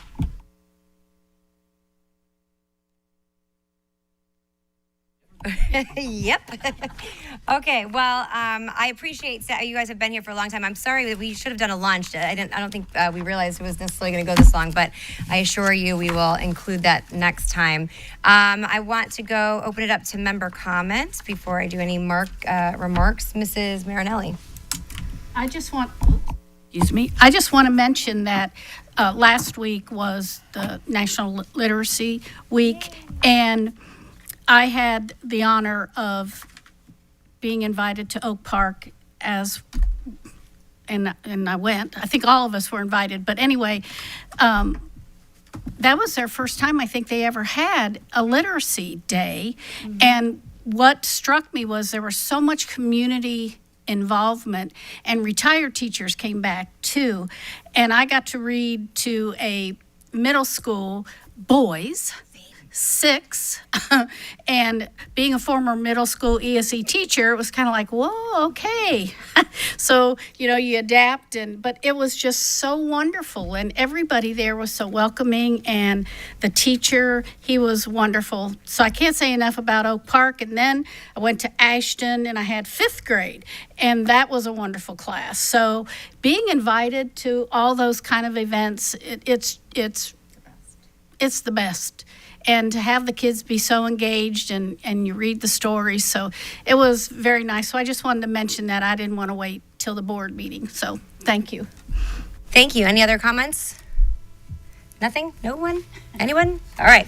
I want to bring up one item and then I will close on, I'll echo the illiteracy piece. At the end of last year, I had brought up bringing forward a policy in regards to student demonstrations, organized efforts, protests, etc. I don't know what to properly name it. I want to bring that back up again. I really do think that, again, hinging on the statement of if we keep our focus, there is no limit to what can be done from an academics. And I have no doubt that overwhelmingly people are focused on the right thing. I want to put guardrails in place to ensure that that's how it remains. Certainly there's there is clearly a larger organized effort, not just across the country, also in the state. And I want to make sure that we have proper policies in place that make it clear what the rules are and the accountability measures, and that it's not just students. So anyone, not just students, but certainly staff, but then even any third-party organizations, if we partner with them and they're participating in any kind of organized effort to encourage members of staff or students to do any kind of organized walkout or demonstration during the school day, I think there should be consequences to that because it's really an impediment to what we're here to do. So I don't know. I know when I brought it up last time, as also Mrs. Barker brought up the attendance policy, we achieved that, but I do want to bring forward a policy for consideration in relation to this. So I don't know if other board members are interested in that because I would require at least a majority of you guys or consensus. So Very much so. I'm very interested, particularly, we have a superintendent who is doing wonders. Very, very focused work, academic achievement. You've handpicked, you've brought in your people, your staff, you've strengthened the systems, you've got accountability, it's networked out into the schools. You're focusing on that climate and culture piece, but I think it's essential that we as a board support that focus on achievement and make it our highest priority to continue this work. This is what is going to make the difference for every single student in our district, and particularly the exceptional student education group that didn't have progress for so long. And in addition to the third graders in reading, which is the greatest prediction of their academic achievement, didn't have progress for over 7 years. We're there. We need to really prioritize that focus. Thank you. Agree. And one thing I want to hinge on is that is noted when we discussed this at the end of last year. This would be content neutral. It would be applicable across the board. It really comes down to, it's not about the issue, it's about the disruption. And I think there's an opportunity to make it very clear what our expectations are for students, staff, and again, like I said, I think partner organizations are a part of this discussion. And I think it is an opportunity to make that clear so that we can be full steam ahead. So that's where I stand. Mrs. Marinelli. Thank you, Madam Chair. I know there will be dissension with this kind of policy, and that's okay. But I've been reading where other states, their governor, their commissioner of education, their attorney general are taking notice of school districts across the United States that are participating in protests. And they don't want to see kids leaving school. So I would like to be ahead of that because I certainly don't want to have, anybody from Tallahassee to come down and start dictating to us. I'd rather be proactive and put those guardrails into place. And I can see the eye rolling, and that's okay. But that's not our job. Protesting and having our kids leave class is not the job of Sarasota County schools. If it was, then it would be taught. But it's not. It's academics, and they're supposed to be in their seats.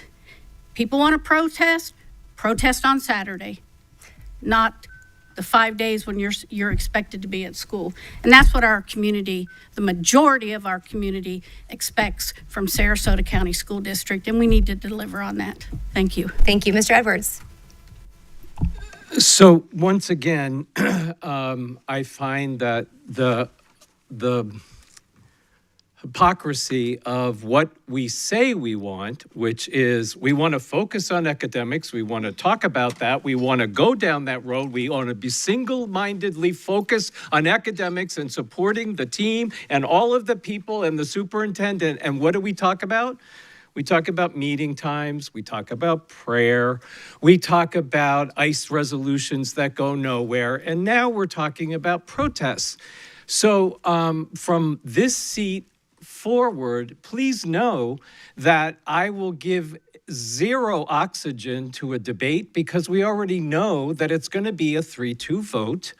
I'm not going to debate it.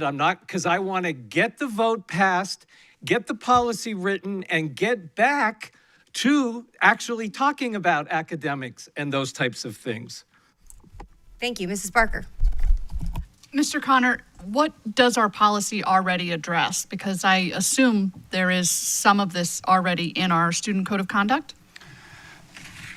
So what I would say related, it sounds like the request is to do something separate outside of what's baked into the consequences in the student code of conduct, because we do have disciplinary actions for unexplained absences, disruptive behavior, insubordination, leaving school grounds without permission. So I see those as variable factors in student demonstrations that obviously intertwine in there, which we do have outlined in the student code of conduct. We do have what happens on the first occurrence, second occurrence, all the different consequences related to that. What I hear in this particular conversation is to create a separate policy around that.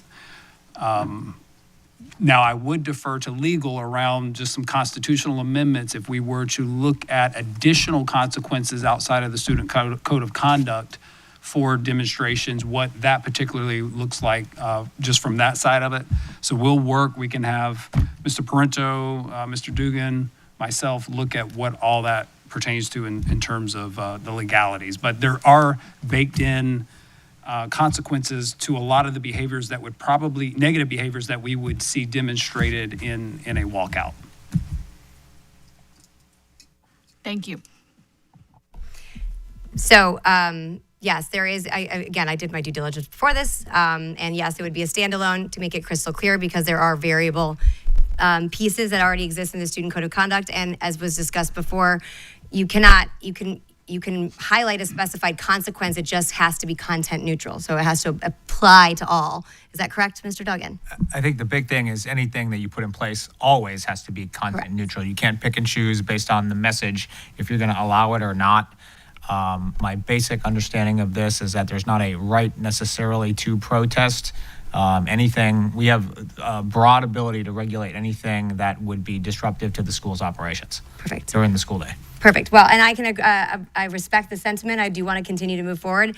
I do see where there are elements that are really focused on leveraging our schools, and this just allows us to ensure that that's not going to happen in Sarasota County, so we can continue the productive academic success that we're seeing. So I'm happy to share more insights with this. Well, and it is a timely, we did receive a letter from the commissioner Correct, today. with Hillsborough just happening, correct?